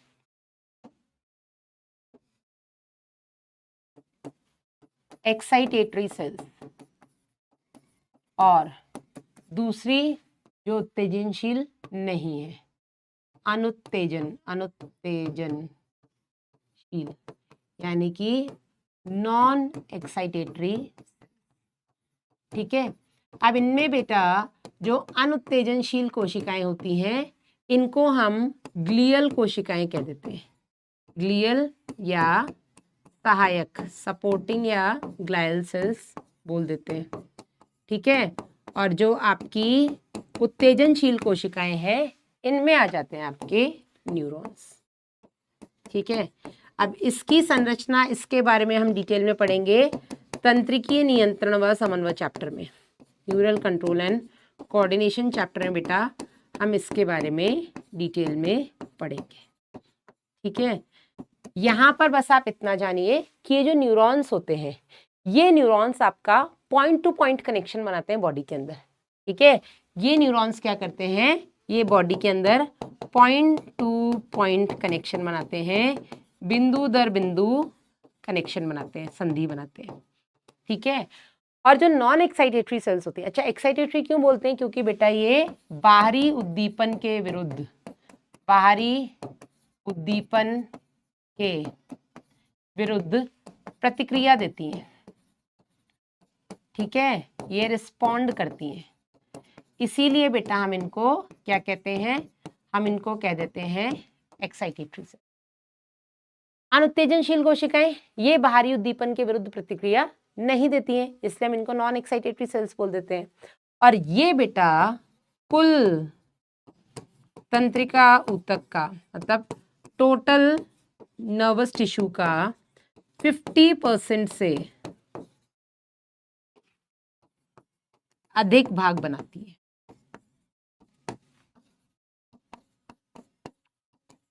ठीक है, टोटल नर्वस टिश्यू का 50% से ज्यादा भाग बेटा आपके ये सपोर्टिंग सेल्स बनाते हैं, ग्लियल सेल्स बनाते हैं, जो कि नॉन एक्साइटेटरी होते हैं। ठीक है, बाकी बहुत ज्यादा इसके बारे में हम यहाँ डिस्कस नहीं करेंगे। हम इसके बारे में बात करेंगे आपके तंत्रिकीय नियंत्रण और समन्वय तंत्रिकीय नियंत्रण और समन्वय चैप्टर में। ठीक है, ये न्यूरॉन का एक बहुत ही माइक्रोस्कोपिक स्ट्रक्चर दिखाया हुआ है आपकी एनसीईआरटी में। माइक्रोस्कोपिक स्ट्रक्चर मतलब माइक्रोस्कोप में देखा गया है। ठीक है, न्यूरॉन्स जो होते हैं बेटा, ये आपके शरीर की सबसे लंबी कोशिकाएं हैं। ठीक है, ये शरीर की सबसे लंबी कोशिकाएं होती हैं, सबसे लंबी कोशिकाएं। ठीक है, जिसमें कोशिका काय होता है, कोशिका काय से ही बेटा द्रुमाक्ष और तंत्रिकाक्ष निकलते हैं। जो द्रुमाक्ष होते हैं, जिनको हम डेंड्राइट्स बोलते हैं, ये डेंड्राइट्स बेटा मैसेज को लेकर के आते हैं कोशिका काय की तरफ, और कोशिका काय से बेटा मैसेज आपके तंत्रिकाक्ष यानी कि एक्सॉन से बाहर जाता है या सेल बॉडी से दूर जाता है। सेल बॉडी से मैसेज को ले जाने का काम आपके एक्सॉन करते हैं, सेल बॉडी की तरफ मैसेज को लाने का काम आपके डेंड्राइट्स करते हैं। तंत्रिकाक्ष से ये मैसेज या तो अगले न्यूरॉन में चला जाता है, ठीक है, मैंने कहा ना यहाँ पे बिंदु दर बिंदु कनेक्शन होता है, या बेटा ये अगली पेशी में चला जाता है। और एक एक्सॉन और दूसरे न्यूरॉन के बीच की संधि को हम सिनैप्स कहते हैं, और एक एक्सॉन और पेशी के बीच की संधि को हम तंत्रिका पेशी संधि कहते हैं या न्यूरोमस्कुलर जंक्शन कहते हैं। तो आज के लिए इतना ही बेटा। अब हम बाकी का कॉकरोच, फ्रॉग ये हम पढ़ेंगे बेटा नेक्स्ट क्लास में। आज की क्लास में हमने जंतु ऊतक कंप्लीट कर लिए हैं। ठीक है, आज की क्लास में हमने जंतु ऊतक चारों प्रकार के, उपकला, संयोजी, पेशी और तंत्रिका, चारों प्रकार के हमने आज जंतु तक देख लिए। होमवर्क में बेटा आपको डीपीपी मिलेगी, डीपीपी लगभग सभी लेक्चर में मिलेंगी आपको, और बेटा आपको ऊतक के पीवाईक्यूज करने हैं।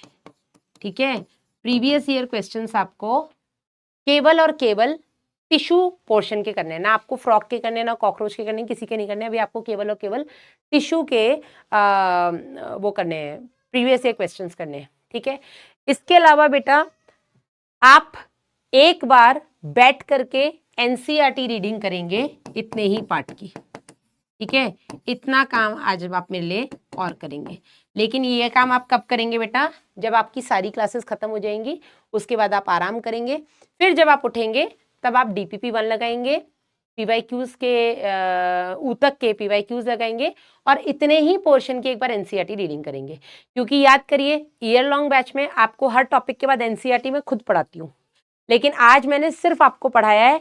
एनसीईआरटी आप अपने आप पढ़ेंगे, कुछ भी नहीं छूटा है, आपका एक और बार रिवीजन हो जाएगा। This is it. मिशन 100 की क्लासेस अपनी, मिशन 100 बैचेस की क्लासेस अपनी ऐसे ही चलने वाली हैं। बस यहाँ पे मैं एनसीईआरटी नहीं पढ़ाऊंगी, बाकी मैं सब कुछ पढ़ाऊंगी। मतलब एनसीईआरटी रीड नहीं करूंगी, बाकी सब कुछ आपको वही मिलेगा जो आपको ईयर लॉन्ग बैचेस में मिलता है। यस, नोट्स के प्रिंट आउट अगर निकल जाए बेटा साफ, तो आप जरूर निकलवा लीजिएगा। अपना ध्यान रखिएगा, कल फिर मिलेंगे बेटा लाइव, उसके बाद अपना स्टार्ट होगा recorded. Till then bye bye, take care. Earthworm नहीं पढ़ना है, केवल कॉकरोच और फ्रॉग पढ़ना है। कॉकरोच भी पढ़ ही लेंगे, बस दिया तो है नहीं, लेकिन पढ़ना है। Okay, bye bye, take care.